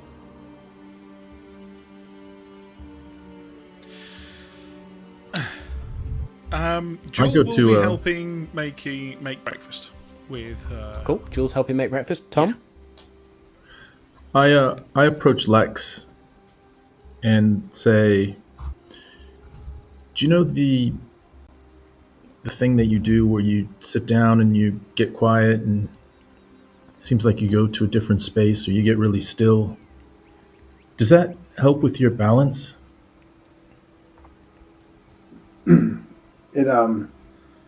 I suppose it helps me quiet the emotional side of me so I can remain logical. I suppose if I was truly in balance, I wouldn't need the meditation. It's to actually quiet the chaotic side of me, to allow the logical side of me to take precedent. But if I'd have achieved true balance, I wouldn't need the meditation. Yeah. Could you show me, Lex? Well, actually, I wanted to guide the group through a group meditation this morning, actually, to help us connect as a group, but also to the new shards of crystal that we have. And I think that might help us all, especially this morning after what we went through. I love it. Yeah, I feel like I need it, so I'm on board. So with that, I'll try and gather the group as sensitively as I can without trying to interrupt mourners and other people in the house. Jewel would come to the group. So just so that you all are aware, this is now a small period of mourning. So the next few days, we shan't be doing too much, but I'm sure that Lex, as you were stating, a bit of meditation would be acceptable, but perhaps, in fact, do you mind if we go somewhere into the forest? It is not far, but into the forest, just away. I can find solace there. Is this all agreed? Yeah. I don't want to interrupt any customs your village may have, so that's perfect. Great. Edgius will... Oh, sorry. Go for it. Sorry. I could do with the walk. Very good. Edges. Edgius is going to open up the kitchen cabinet that he slept in and pull various bits of himself out off of Jules' family's plates as Dream and that open the cabinet in the morning to get all the stuff out for breakfast and reassemble Paige probably himself. walks up and opens it. What the fucking hell? Oh, good morning! We need to find you a place to sleep, my friend. Not in my cupboard. I was pretty comfortable. Your plates are, I don't know what they're made out of, but they are comfy. They are comfy plates. Bone china. That feels a little bit sick, but you know what? I'm about it. I didn't sleep on the plates, you did. Look. I'm sure we can find You're your totally bed. right. Check it out. It was dark in here. I should have chose the cutlery drawer. That is definitely my fault. I actually have a question for you, Paige. Two questions for you. 2 questions. Would you like to reform yourself? The talking head inside the cupboard is a little bit weird. Oh, sorry. Edgius's skull will like hop out onto the ground as then arms like crawl out and begin like reattaching themselves. This is better. Thanks, buddy. You look good today as well. And he's gonna like smooth down a bit of cat fur on Paige's head that's sticking up. It's okay. Thank you. Good boy. And Edgius is going to be like, look. He's gonna pull out his Defender Wakizashi and like draw it in that almost like ceremonial style and like place it in his hands, knowing that Paige is a blacksmith. And Edgius is gonna go, so Jewel told me that you're a blacksmith. Jewel mentioned that you typically don't work with weapons. I have a weird feeling that that might not be the entire truth. I have a favor to ask of you. I'm happy to pay, or Lex is happy to pay, but I have my sword here. See how I've tied this gem to it? This gem is connected to me, as is this one. And he's going to pull out the Star Touch crystal and be like, could you make some sockets either side of the guard so that I could plug the 2 gems in, so that I can wield them and their power through the through this as like a conduit? Is that something that's within your skills? Paige is going to take a very, very deep breath. And he's going to place his hands out and just lift the sword up. And as he lifts, he just closes his eyes. I have not touched a blade in a very, very long time. And he's just going to bounce it and catches the handguard and just sort of flourishes it around before...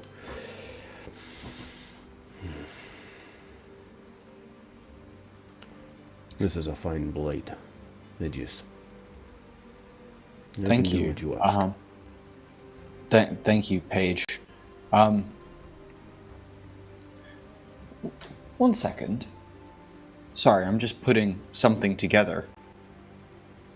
When I lived in Union City, I heard of a blacksmith, now that I think about it. They called the blacksmith the Shadow Smith. Now, I had always assumed that it was some, dark sorcerer that was folding magic into steel. I have a weird feeling that I might have been wrong. I was told mother and I that had a life before, well, after and before returning to Stonebark. Yeah. I was told that I spent time blacksmith in Union City. could make swords that could cut gods. My skills have been embellished over time, it seems, but I did once make weapons of power. I stopped Well, when one they day- were used for the wrong purpose.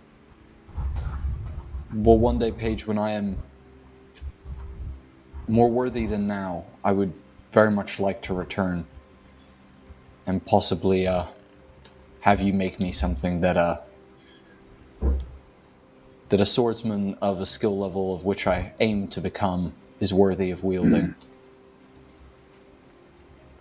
On the topic of swordsmen, do you know anyone in the village that likes to swing a sword or is particularly good at it? Nearby, surrounding areas? Anyone that, like within the next 3-4 days while we're here, I could possibly go travel and hang out with for a little bit? You as the blade dude? If it is training you seek, I might be a little rusty, but we can perhaps spar. He's a Tory Hanzo from Kill Bill. So, I'd like that. I'd like that a lot, Mr. Page. Shadowsmith, sir. Does he have the old Page mustache like an old kung fu master? This is the There vibe I'm is getting. a definitive white fur effect that kind of does that, yes. I would love to. I'd love to do some training with you if you've got the time. And as a legendary smith, after I've trained with yourself, I hope to learn many styles, many stances, many forms. Is there anyone you could recommend me seeing after yourself? Maybe not in this area, but I don't know. Is there anyone of note that I should search for?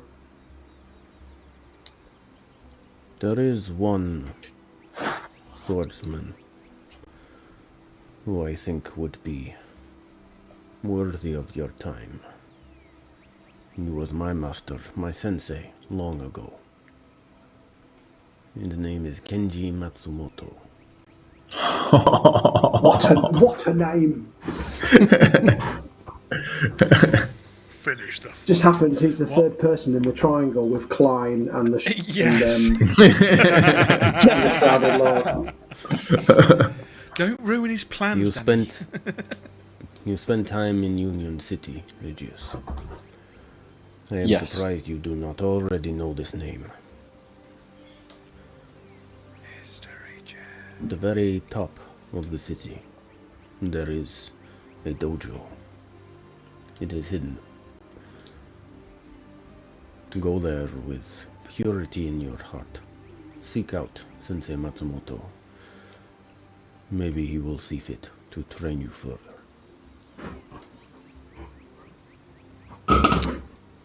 I'll tell him you gave me your blessing. You may use my name. I am not Dope. sure how much weight that still carries. Based I on will that begin mustache, I work think a lot. on this. I will begin work on this sword for you. Based on what I saw last night, perhaps the socket for this particular shard, and looks at the Star Touch crystal. I will need to make a mechanism for this. It seems to like to fly of its own accord, and you don't need to be disarmed in the middle of combat. Unless it becomes a flying, swirling blade. Just put that out What was there. that, Lex? Just Sorry? put that- I didn't even know you. You Yeah, fucking that was sneaky that was little the voice. bastard. That was the voice in your head. I was like, that wasn't like. Oh. Nice to hear you, Lex. Good morning. Sorry, that was speak to me. That was the in my narrator, head. not Lex. That was the overture of the episode. Yeah. That was Lex's internal monologue that just was loud enough for everybody That was to hear. Patrick Stewart and Ted. All right. Let's just Very good. Paige then takes the blade and just sort of... It has been a while. And you notice there is now an empty, or what was an empty scabbard at his side, which holds your wakizashi. There are new tools on his tool belt, or new... They weren't there yesterday. And you now see the tools of a weaponsmith, not just a blacksmith. Jewel, you Get him on have the sort of team. spoken to the others, and Edgius, you then sort of creep outside to where your 3 companions are. Mace is currently outside, just sort of shut down, but sensing you all near, just... Good morning. Sup, dude? Oh, sorry. Good morning. Dunk. Nice. As Mace, we got something to do in the forest. Could you keep an eye on the family and help them with their funeral preparations, if you don't mind? Yes, absolutely. This I am adept at. And sort of places his mace and just magnetically sort of connects to his back on top of his shield. Weapon is not the right tool for the day. Well, actually, Mace, can you give it about... Lex, how long do you think this group meditation's gonna last? How long's the ritual? An hour? An hour, probably. An hour? Okay. Lex, if you can use the sun to work out when it's been an hour, and then make your way into the woods as well. Lex, once we're done with the ritual or whatever voodoo shit you're planning on doing, I would really love if we as a group started at least just regularly training together. You know, there was a couple moments where, you know, I was like Jewel, like I'll throw you in, like, you know, and I feel like if we work on some shit together, we can get better. I love the idea. If you don't mind, could we wait a few days? I think there is a lot for us to discuss.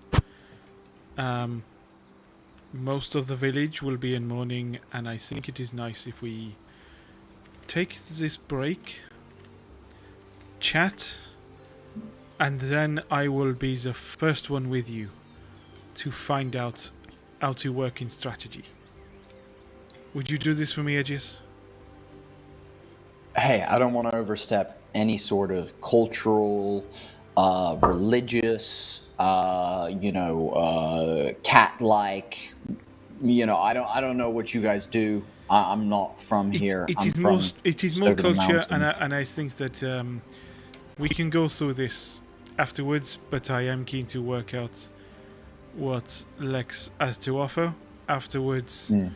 Let us plan. I have a lot of research I would like to do, and then I am sure I will be very tired of all the books, and be very, very glad to work with you in planning in battle. Yeah, me too, man. I'm right there with you. Just for these days, no training. Mace, you're not needed. You just stay here. Sorry. Please, follow me. It is quite the view.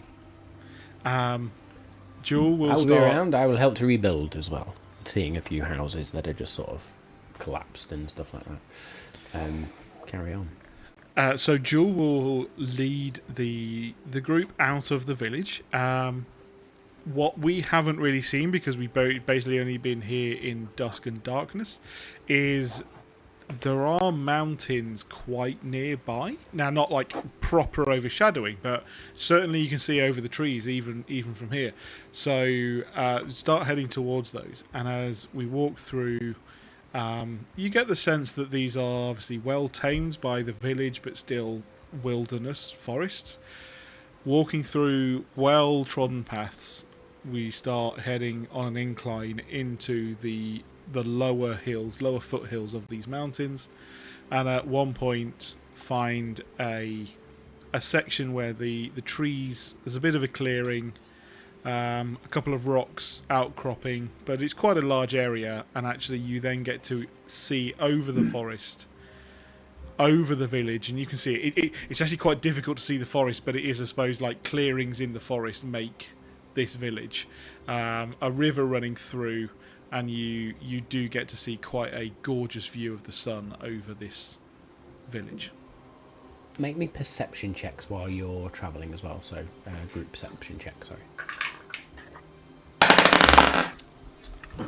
That was a big 26. 26, 13. First roll, nat 20. Hey! Yeah, baby. Tom's back in the business. Edius, 14. sorry. 14.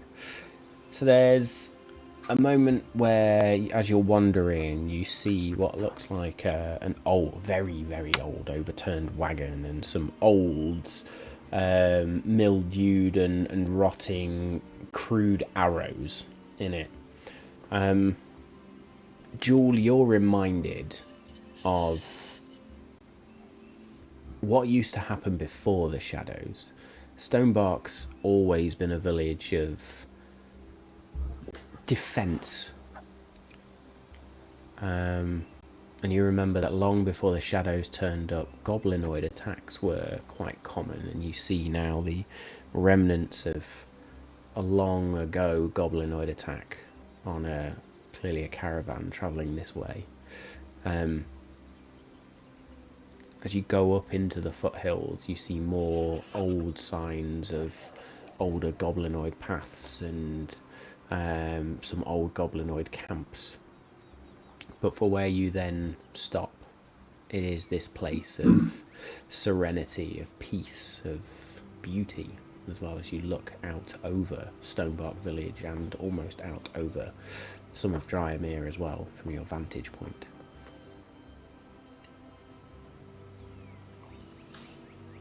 Dope. This Next. place is cool. I hope this is a quiet enough place. This is perfect. Thank you. It was it was always tranquil for me to look over here, away from everyone else. Couldn't have picked a better spot. Now, I know we're all going through a period of loss, but I don't know about you, but it's made me think about other people we have lost and how we cannot lose any more people, which means that I think after we've gone through the morning and done the ritual with Maynora, we need to get Callum back. And I think the way we do that is we need to harness the power of these crystals, of these shards. And we need to do that collectively, together. So as one, we become more powerful to allow us to control portals, to close them, to open them, detect them, whatever we need to do. This is what I think we have to do. Not that we should do, we have to do. So I'm with you, man. I'll turn to you first, Cavan. So part of Lex's new trick is he's kind of got more of a connection to all of you. I suppose telepathically, psychically, in a way. So he will know. You'll get the feeling that when he's talking to you, he knows what we've all collectively been through when we got hit by the shards. So he'll look at you, Cavan, and go, "We talked about balance earlier today. What you need to do is to make peace with the hate, the knots in your stomach, the chaos in your head, and the loud voices. You need to combine that and make peace with your heart, which is so full of love and calmness. You need to bring all of those things together, and you will achieve balance.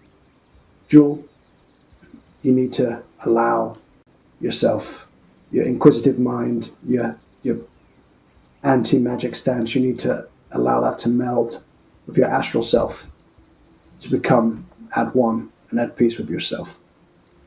Edgius, you need to combine your yearning for death with your newfound hope for living and your newfound purpose to survive. And I need to come to terms with the chaos of my emotions and the logic that I've been taught from Mechanus. And if I combine those, I will also find peace. So if we all join together and focus on that and try and bring that harmony between ourselves, we can then harness the power of these crystals. When I died, I just say that loosely. I don't know quite what happened. Ever since then, I was trying to almost disconnect from this other side of me. almost the side that died. That maybe is the best way of putting it, but last night I felt, when I returned to the astral plane, I felt like I was home. And I think I finally accepted that I did go somewhere, and that it is now a part of me. Yeah. This is the parts of us that we've been trying to hide or force down or push away. We actually need to let them come to the fore and actually accept them. That's what we need to do. Yeah, that's what I'm feeling as well. It's this acceptance thing of just, it's almost like not wanting to let aspects of yourself that you're not happy with come out. And I think what we're saying is we need all of it. We need all of it. We need to accept all of it, and in accepting it, we'll be better able to control it and balance it. And I felt that just walking out here. I've always been in tune, but I feel like something's changed. I'm not sure what it is, but I feel more connected to all of it, to you, and as he's looking around and hearing the birds and seeing the sunset. I don't know if you feel this, but it feels like we're connected in a way. Does this sound crazy? No, not at all. I feel connected all the more. Acceptance, Cavan, is absolutely the right word. I don't know whether this is the same with you. I understand if it is not, because of the other connections I have had in this village with Mayanora, but I almost feel like the loss of has brought us closer together ourselves, because it shows how fragile this is, and yet we still have all survived as long as we have stayed together. Edgius remains relatively quiet during this. Remains relatively quiet during this moment, as what's going on in his head is a yearning to want to do what Lex is saying, but with no tools of how to do so, and very little grasp of belief in what Edgius just encountered.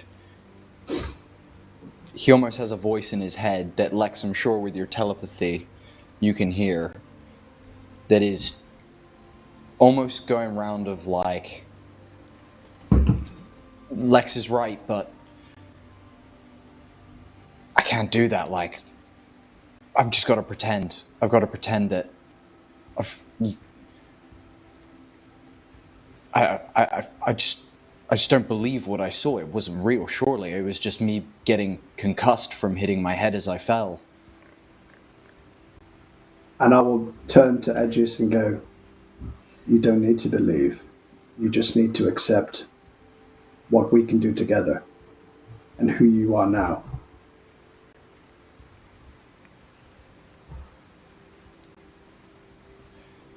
You know, Lex, for a guy with such little, with such a mind, you do know how to say the right thing at the right time. You should look at possibly taking up maybe some songwriting or poetry or something like that. You've got a way with words. Can I just say, guys, in amongst everything that's just been said here, I'm scared. The path ahead. Not the only one. Right. The path ahead is going to be dark. I'm really afraid, guys, and all I'm going to do is try and build the tools so that I can make sure that when the time comes, I'm there for you guys. But I don't think I've said it out loud, but I fucking love you guys. This is the closest thing I've had to a family in a very long time, and I just hope you guys know that with every atom and fiber of my bones, I will do all that I can to help you guys find your peace as well as find my own. But also, all that being said, you guys are fucking annoying at times. I Yes, sir, believe you that man. is the definition of family. Edgies. And I also think that's the definition of balance. As I hold out my hand, I've got the shard in my hand, and I'll hold out my hand to Edges for you to take my hand. And then I'll as clasp my you, open hand on yours, and then I'll hold my Yeah. open hand with my gem in it to Cavan. and as you do, you'll feel Well, like a here's frequency. the thing. Oh fucking hell! Go on. Edgius, you've given Wisdom your saving shard throw. over to Paige. So in this moment, I'm going to DM. I thought I just gave him. in this moment. I thought I just gave him a sword, and just so he could make the sockets for it. Okay, that's cool. That'll We'll do. allow that. Cool. Yeah, cool. So as our hands connect and you hold the other gem out, I'd like to think that you hear like a resonancy or a frequency that is slightly different, but then as you hold yours out and Cavan puts his hand in yours and holds his gem out and Jewel puts his hand on, the frequencies start to harmonise and the noises, like, because obviously they've all got a resonance, they all start to converge and become one hum that goes around us all. Sorry, Matt, I might have ruined what you were going to do there. No. It's player agency. Go with it. So yeah, as you all now sort of connect and begin to grasp gems and hands, and there is those moments where you get these 4 discordant notes that very quickly become a chord. Cordant, so to speak. A power chord. Power Well cord. done. There is this ringing, this symphony of frequencies now in this moment as you all connect together. Lex, continue, please. And then this is when Zordon turns up and tells us we're all Power Rangers now.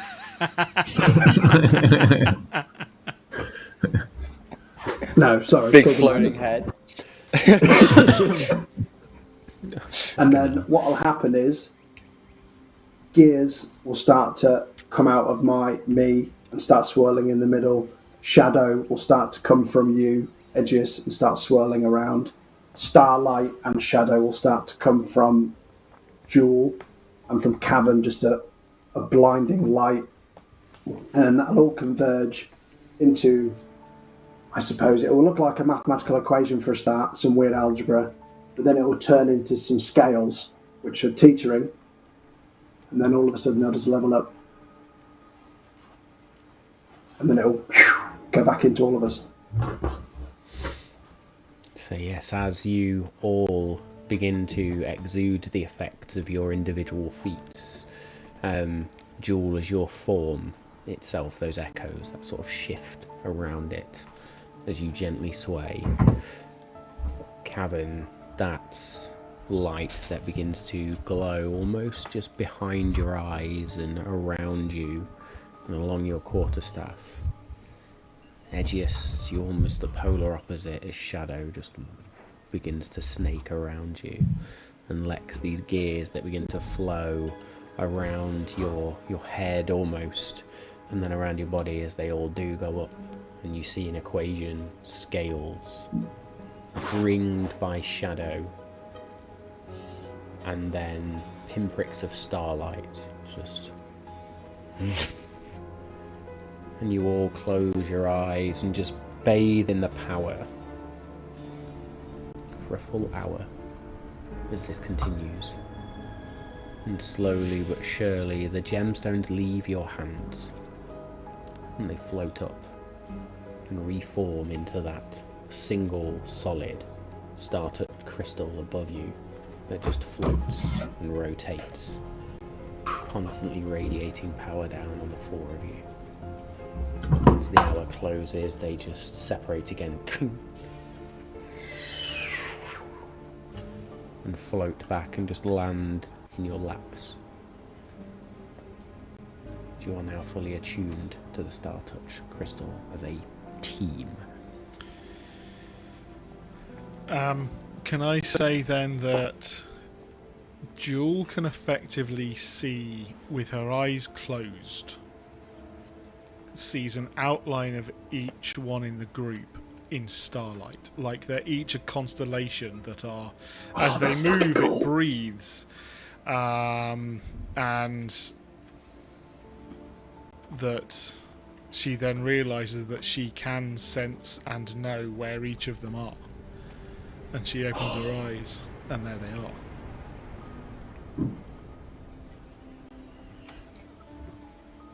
Aegeus will, due to his just, almost like ADHD, like chaoticness, will have multiple times during that hour opened his eyes to see if everyone else has still got their eyes closed, and then close. I say open his eyes. He will the principle of opening his eyes with his skull, to check if anyone else is awake, And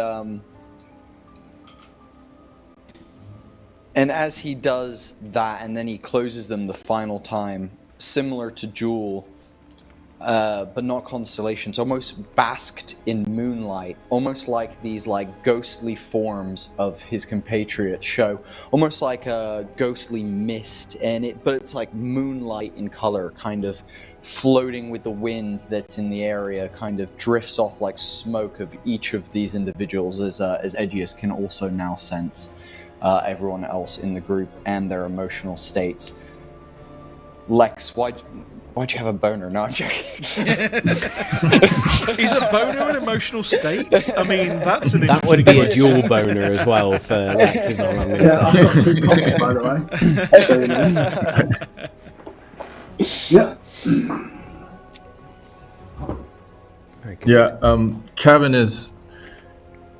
the penny has dropped for Kevin, and he thinks the rest of the group senses the same thing, but he just now realized, as we're holding hands, that it's not necessarily my mission to reach perfect balance, but just to accept that I may or may not be in it at any time. But what I do know is that in this moment, with the 4 of us, we are in perfect balance.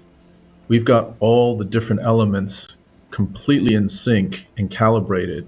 The extremes are balanced out by the middle sections, and it feels kind of like universally calm and also rippling with energy at the same time, if that's even possible.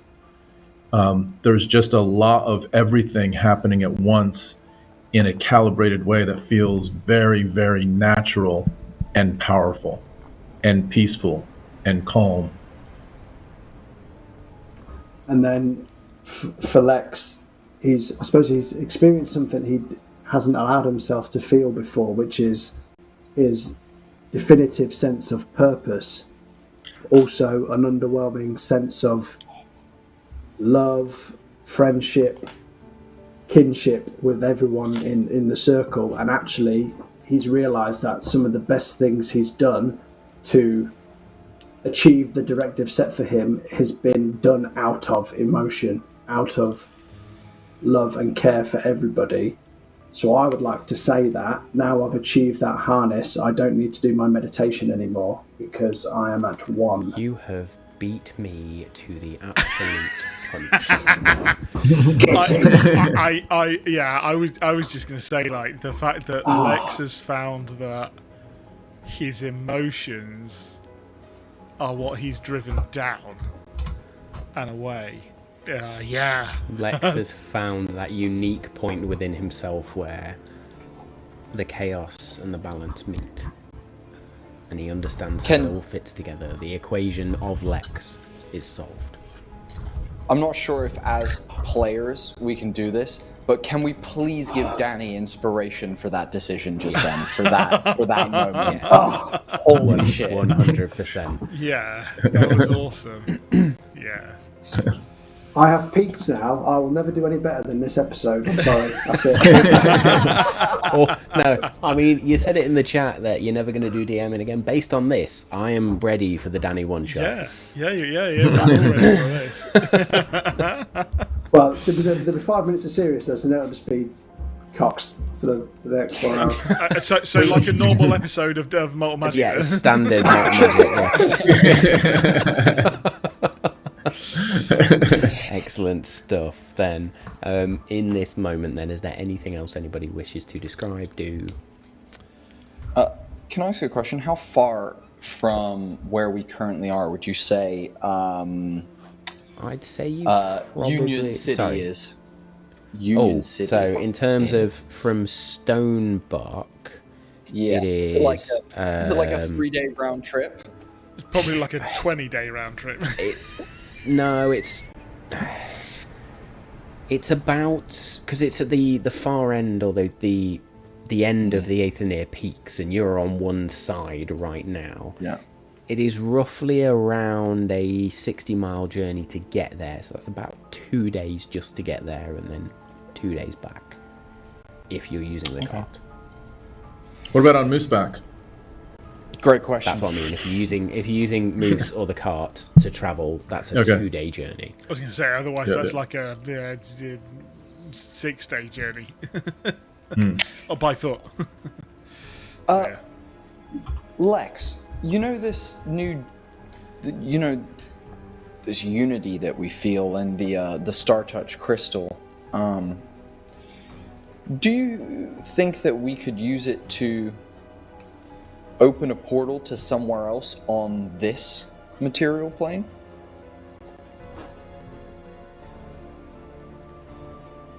I'm sorry. Ooh. Are we now able to do more than?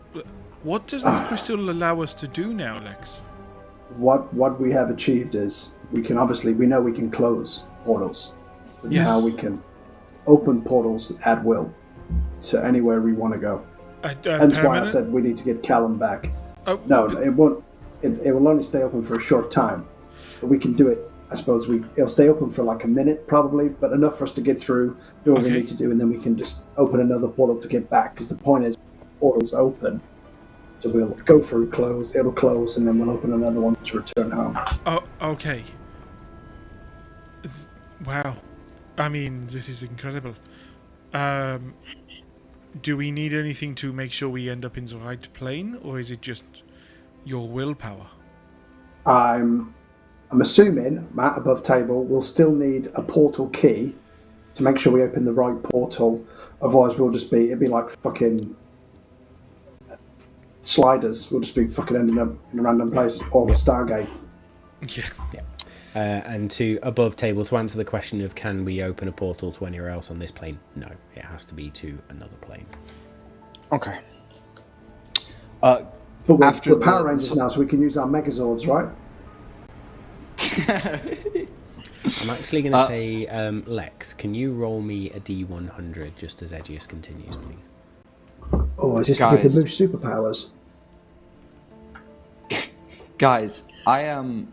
Now that we've finished this, and Jewel, I know you mentioned, you've got a couple days where you need to look after your family and stuff like that. And though I really want to be here,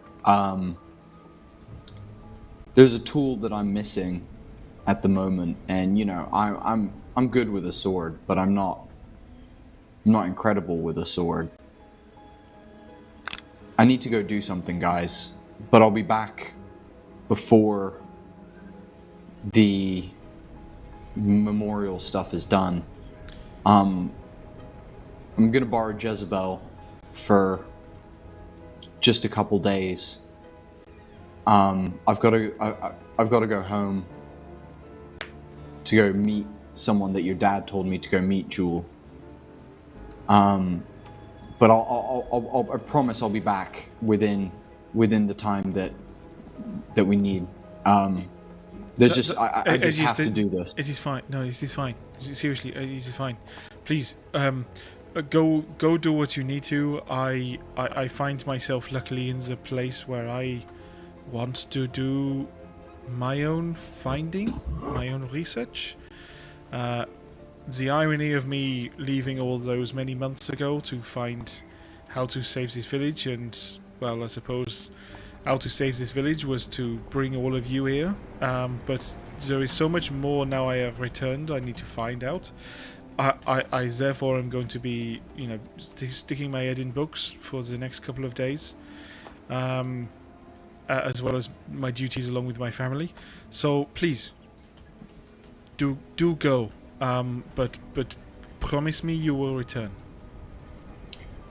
Well, I was even going to say, dependent on what you guys are thinking, I can come back. I'm happy to come back. But Union City's a beautiful place. Me and Kevin used to enjoy, bumming around there. If in a couple days' time you'd rather come and join me there, and then we go to get Callum from possibly there. I know they have a big library that Lex could do research in. I know that they've got some places where we could stay. I know some people. I mean, it's just a thought. If you wanted to come and join me there, otherwise I'm more than happy to come back. I'll let you guys decide what we do in that case. But I'm happy to do whatever. I just need to make this journey. Yeah, absolutely. What does the rest of you want to do? Or where do we go from here? Well, I mean, I suppose we cannot open that portal again. Well, my main priority is trying to figure out how we open a portal to the Feywild to get Callum back. I mean, Edgius, I guess two things come to mind. One is, I think I realize that you're never going to feel ready enough. But if you're really in tune with where you are, that emboldens you and empowers you in a way that maybe you don't even realize. And especially if you can do that with others that seem to enhance your powers when you're together. So that's the first thing I'd say to you. The second is, I'll go with you, dude, if you need some help or some company or some backup or whatever. I kind of feel indebted to Jules' family,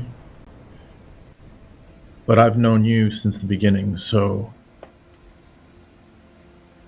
I'll roll with you if you need me or want me.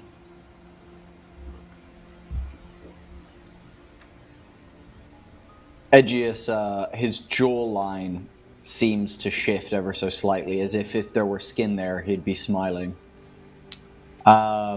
And he goes, "You guys are some sandbagging sons of bitches, and I appreciate you all very, very much.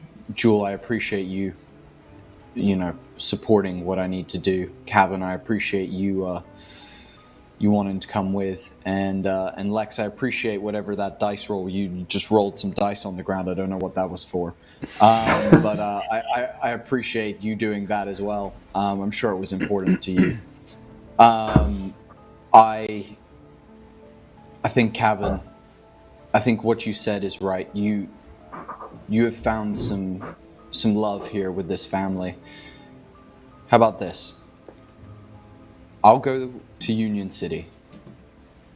In 4 days' time, you guys come to Union City as well. Meet me there. Bring my sword that Paige is currently working on. And we'll make our final plan there. We can then, if Lex, if we need a key, you mentioned, keys for portals, and if we need a key, a city is a good place to find a key. I'm sure there's ample shops that have things that we could use that might be able to sell something to us if we don't already have a key. I'm happy to have you stay, Kevin, and I appreciate you guys a lot for understanding. Okay.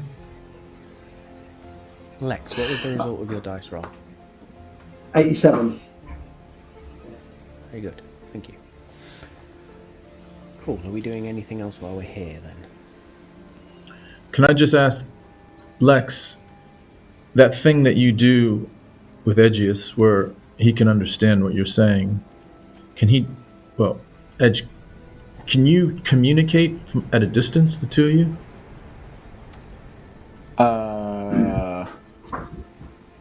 Can I respond to you when you talk in my head, Lex?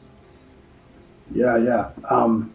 I can send you messages, but I can send that to all of you. But what I can do now is actually telepathically link to you all. Not all of the time, and only at opportune moments. So probably like during battle, I could telepathically link to you all, and we can communicate and come up with battle plans in the moment, unbeknownst to the enemy. Okay. In answer, I guess what I'm. Go on. Yeah, what I mean is, if Edgius needed to, could he send an SOS to us? Could he send I'm in a situation to us? Oh, I've got two sending stones, not linked to each other. One of them is with a magistrate, and the other one is with someone is it else. with the ship crew?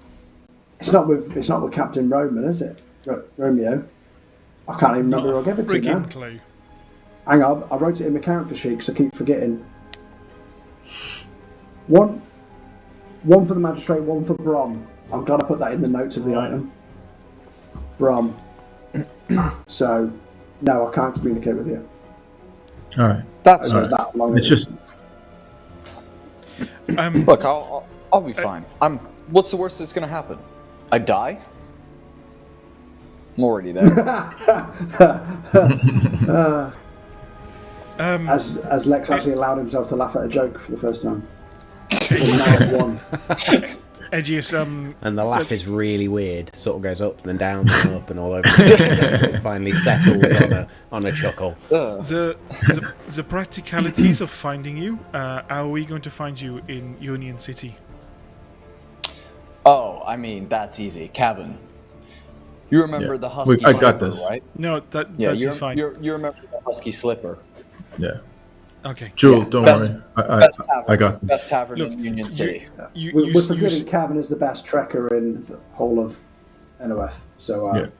fine. We will leave here after 3 days. So Edgius, I suppose, if you leave tonight, perhaps then yes, we will be with you in 4 days after that. But I'm just saying, yes, we will be. From now, we will arrive in 5 days, if that makes sense. Yeah. With travel between here and Union City, I hope to take as much of that time to find as much of the information I can.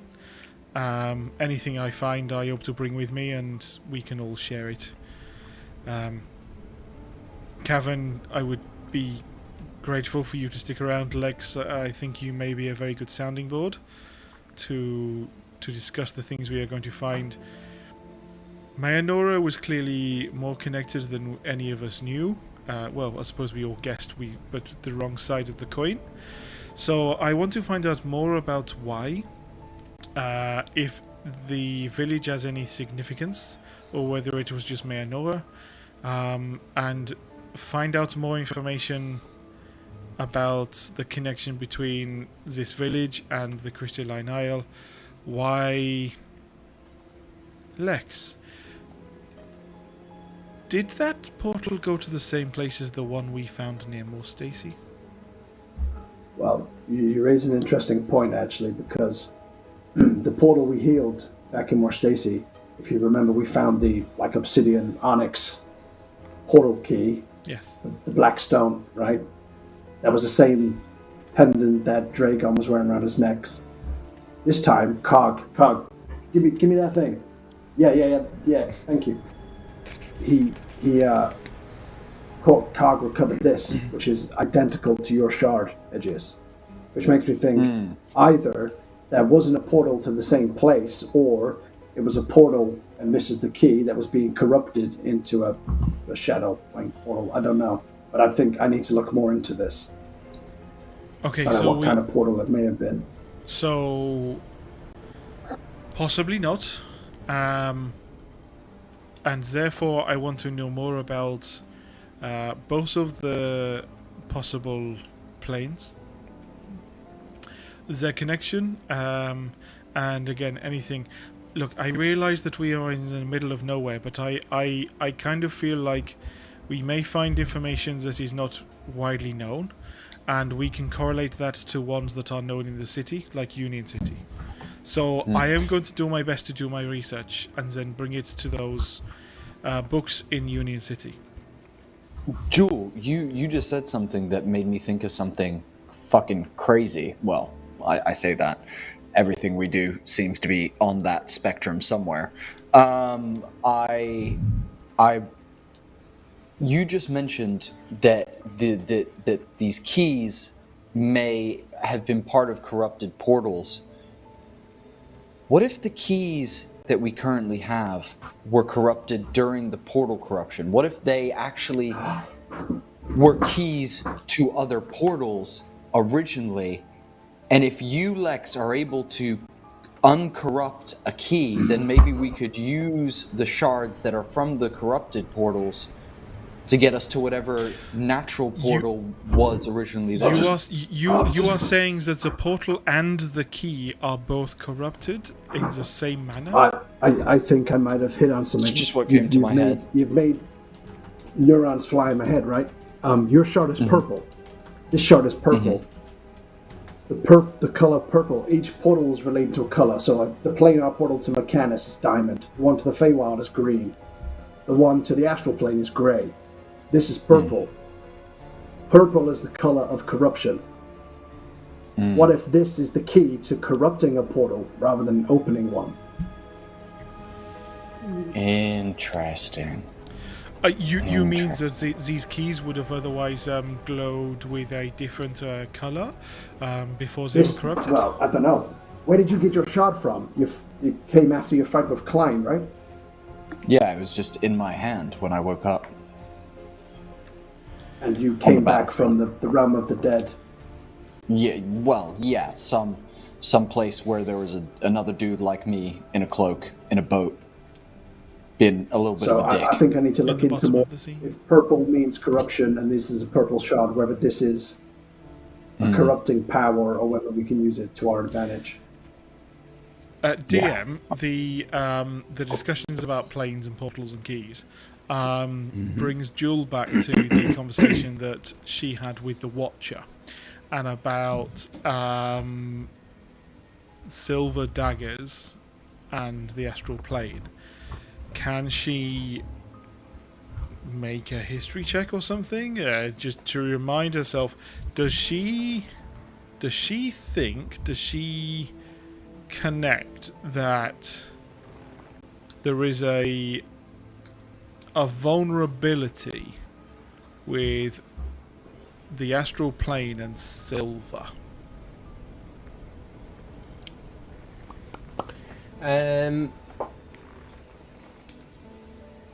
She may not know that, but make me a history or a... I'm just trying to think, is this in the realms of this sort of... No. So yes, we will say a history. I'm going to stretch and say, or an insight check based on what the Watcher said. You're trying to read insight into that message, or you can just do the straight history check. I like insight. Out of interest, they're both the same number, but I like insight because of the lack of knowledge she would otherwise have. Yep. But it would be an 18. 18. Regardless. Do you think on those words of the Watcher and a single slice of silver,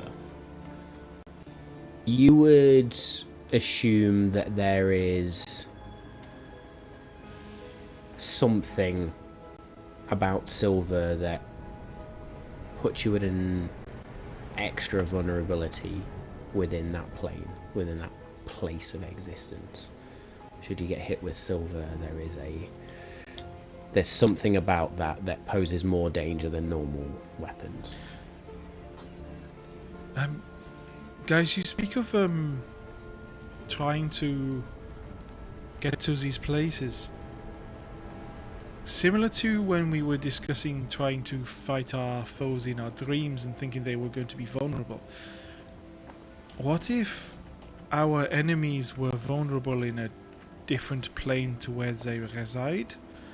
Not just of lack of it being their home ground, but what if we found a place where we could seriously take the fight to them?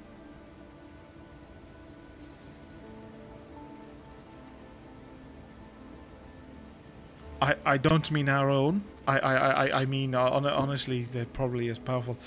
But you know what I mean? If they are good in Shadowfell, anything like this, can we not try and fight them, draw them, pull them, push them into a place where we could hurt them? I had an inkling that people are vulnerable in the astral plane, but I don't know if that is only a certain number of people. And you're muted, Danny.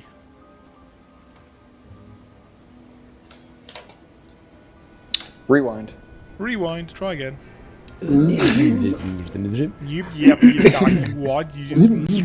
If talking backwards sounds like Russian,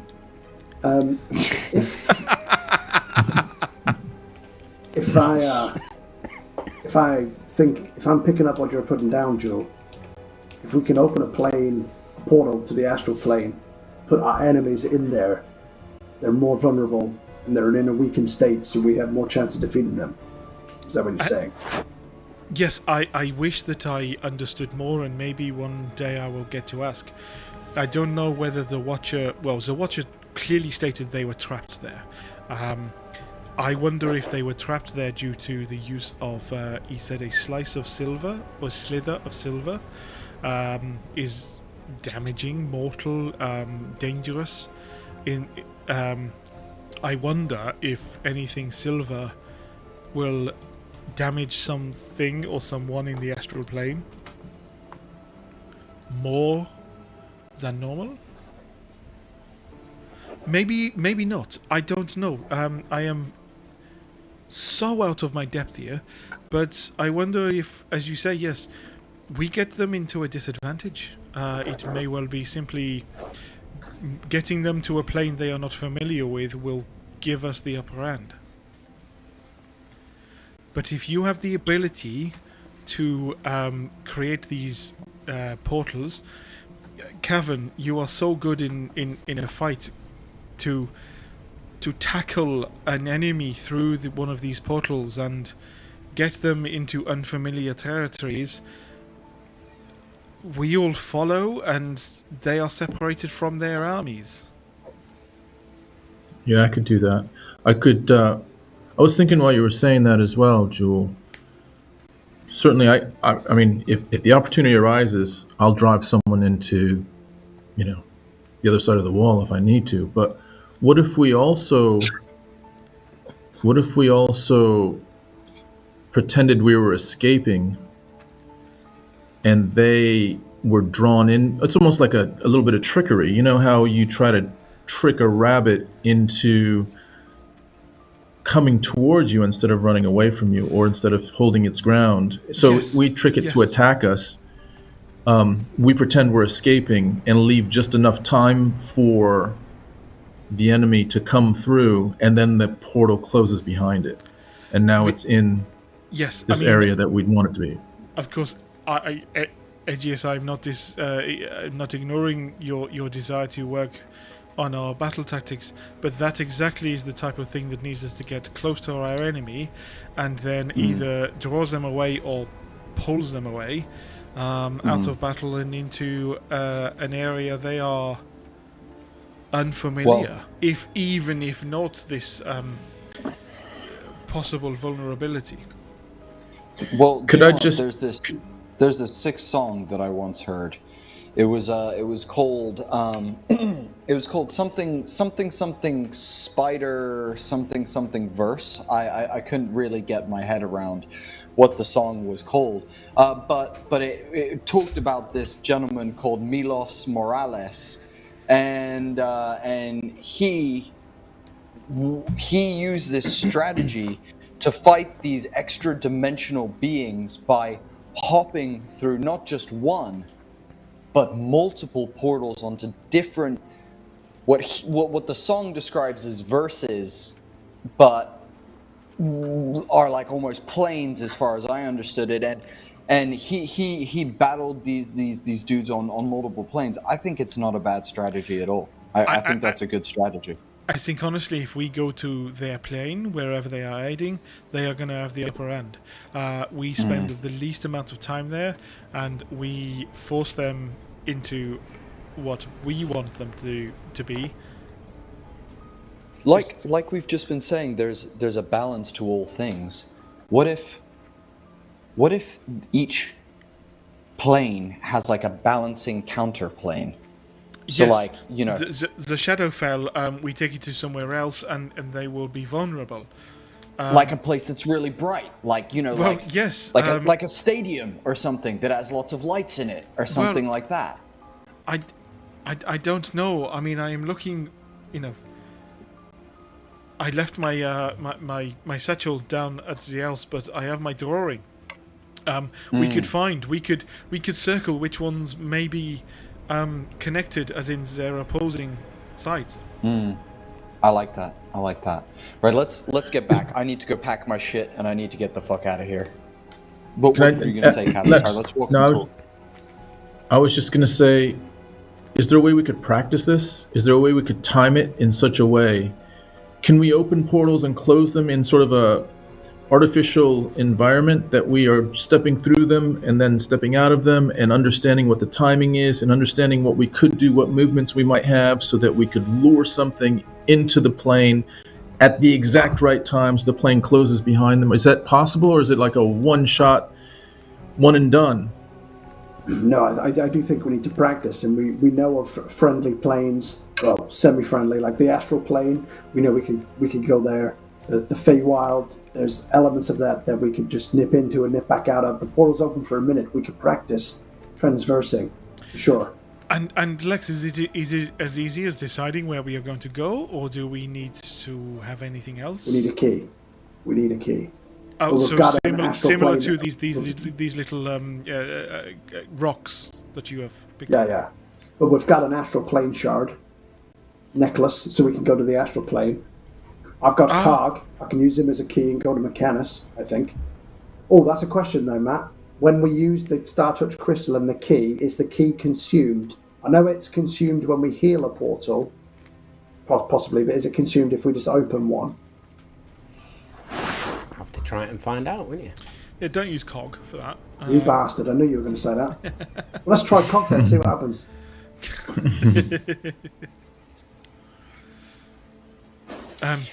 Very good then. If you're happy, Aegeus, and you need to go, then let us get back to the village. When we get back to the village, I would like to take a moment to speak to Jules' younger sister at some point. Very good. We will say you head back to the village then, and it doesn't take very long. Or it takes you walk back that familiar path, probably takes you about the hour it took to get up here. You can see that Mace has already been hard at work reinforcing buildings.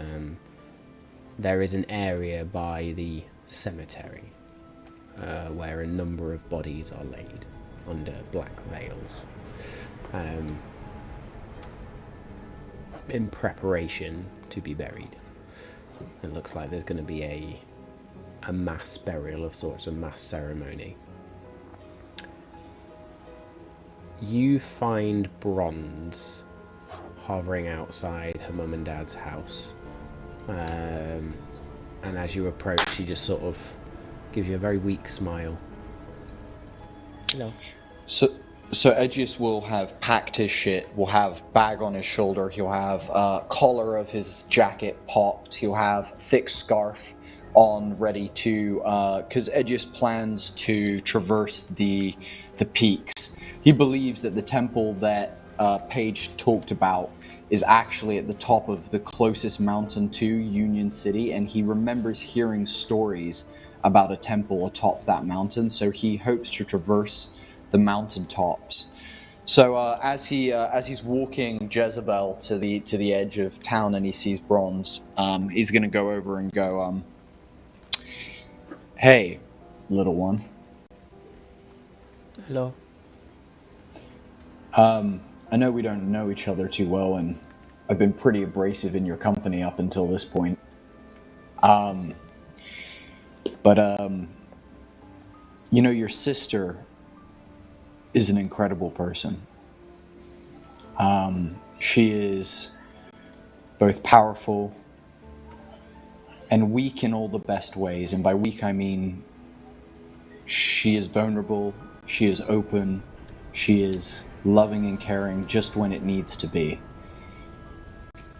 If you ever question what you're doing or wonder what path to take, I suggest simply asking yourself, what would Jewel do? For that is something that has gotten me through many things since I've met them as well. But the reason I've come to talk to you is it's got to be a secret. So I have a rule. There's different codes for secrets. Code pink is you can tell anyone. Code blue is just the people in the vicinity that heard the secret. Code black is kept between just those who know the secret and told to others if desperately necessary. And then there's something called Code Magnum. Now, Code Magnum is something that you take to the grave with you. Now, you've got a long time till that, so you're going to have to carry that burden for a while. Today I'm going to give you a Code Magnum, your first, of many maybe.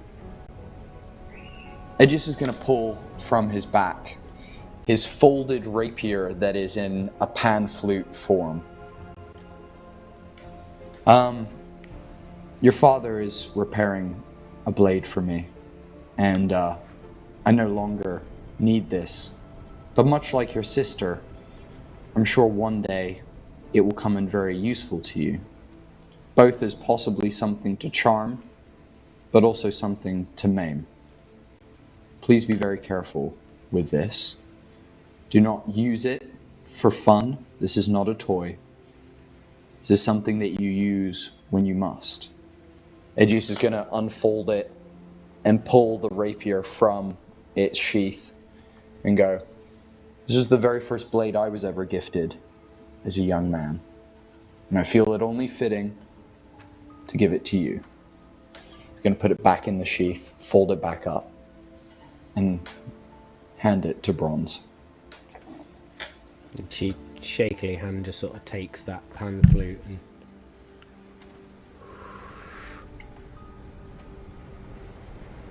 and the tiniest note comes out. Thank you. I think. Be brave. Love your family. Support those around you. And thank you for letting us into your home. I apologize for any disrespect I may have caused. And one day, I'm sure there's a badge somewhere in our agency for yourself. It would be a pleasure to have you join the detective agency. But otherwise, have a great time. Do your sister proud. And I'll catch you on the flip side. Remember, rock the fuck on. Roxy, fuck on. We've started a graduate scheme for the Plain Air Detective Agency. I love it. It's an internship. It's an internship. And I'll ruffle her hair, and then I'll look back to the rest of the group, kind of put my hand in the air, and then like touch it to my heart, or where my heart would have been, and and will then mount Jezebel and be like, "Come on now, girl. We got a long road ahead of us." And as he kind of pulls out of town, he would just be singing to himself, "Generals gather in their masses,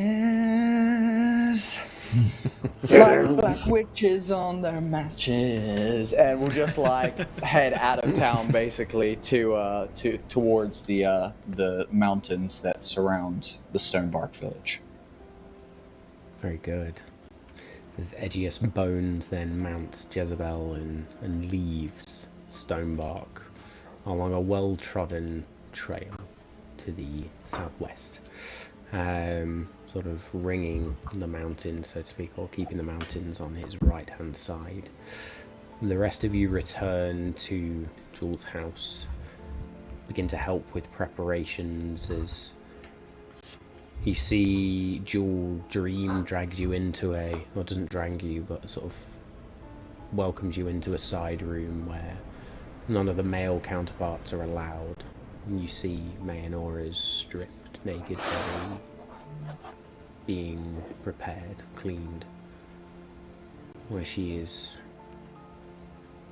no longer covered in blood and her porcelain-like skin just shines. And there's that ruby red hair sort of cascades around her shoulders. The true beauty of Mayanora shines through. Jewel will Dream see... just look at you and just says, "Such a vision. I will miss her. Are you okay, Jewel?" To answer that honestly would take a while. I am getting there. I think we'll all be getting there for some time. Yes.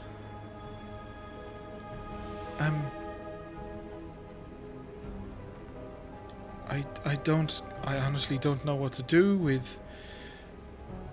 This was her dagger, and she pulls out the dagger from her belt.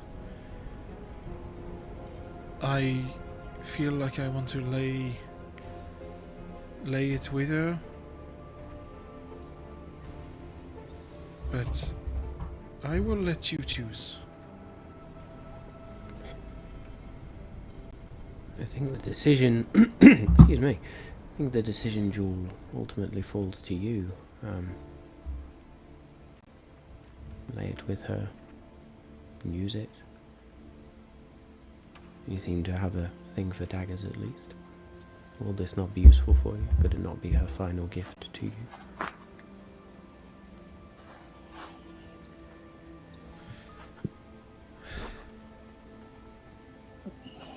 We shall have to see.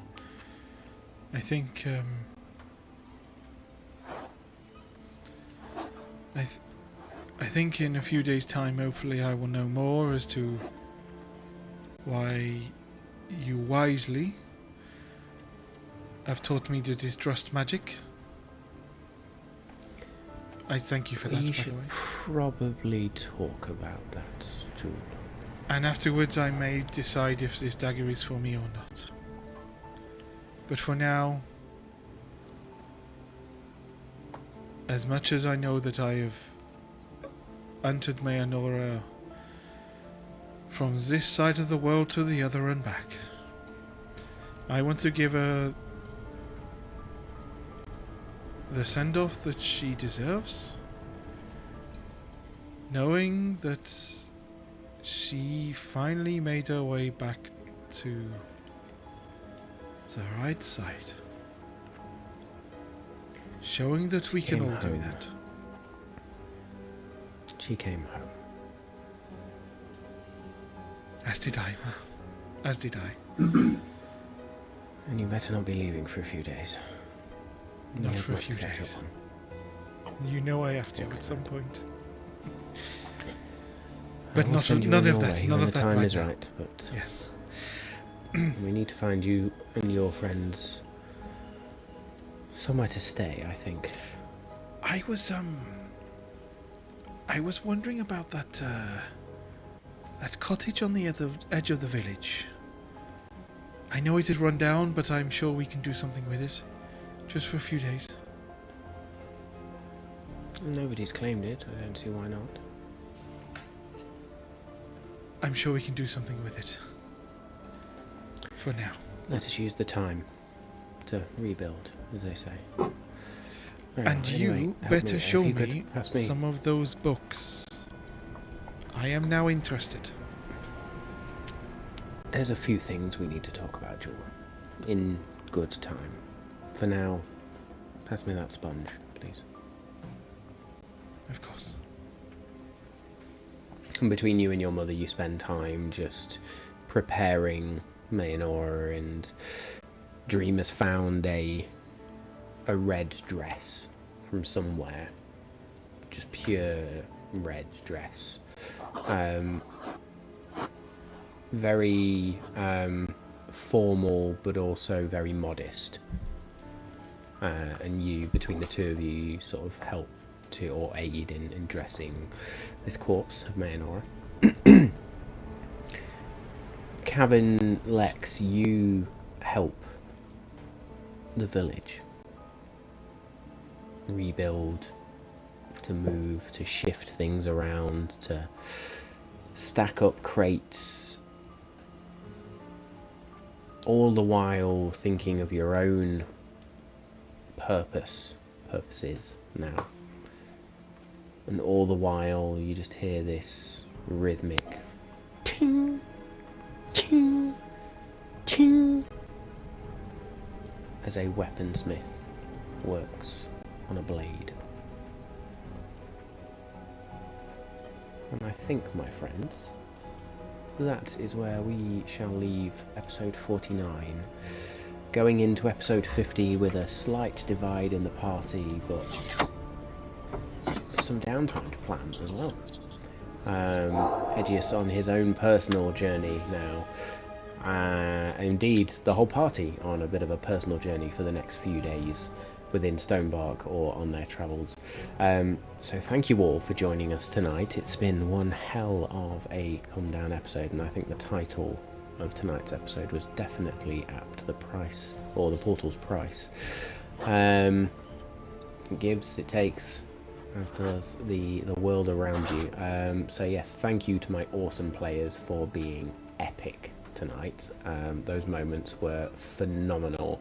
Love the player agency that came out from everyone there, and all the descriptions makes my job so much more, or so much easier ultimately. We will be back next week, same time, same place, for episode 50, so please come and join us once again. If you only caught half this episode, then please catch the VOD on Friday, or in podcast format, wherever you go and get your podcasts. But ultimately, thank you to you as well for your continued support. We have been the Malt and Magic crew. This has been episode 49 of Campaign 2 of Malt and Magic. Stay safe, we love you all, and we will see you next time.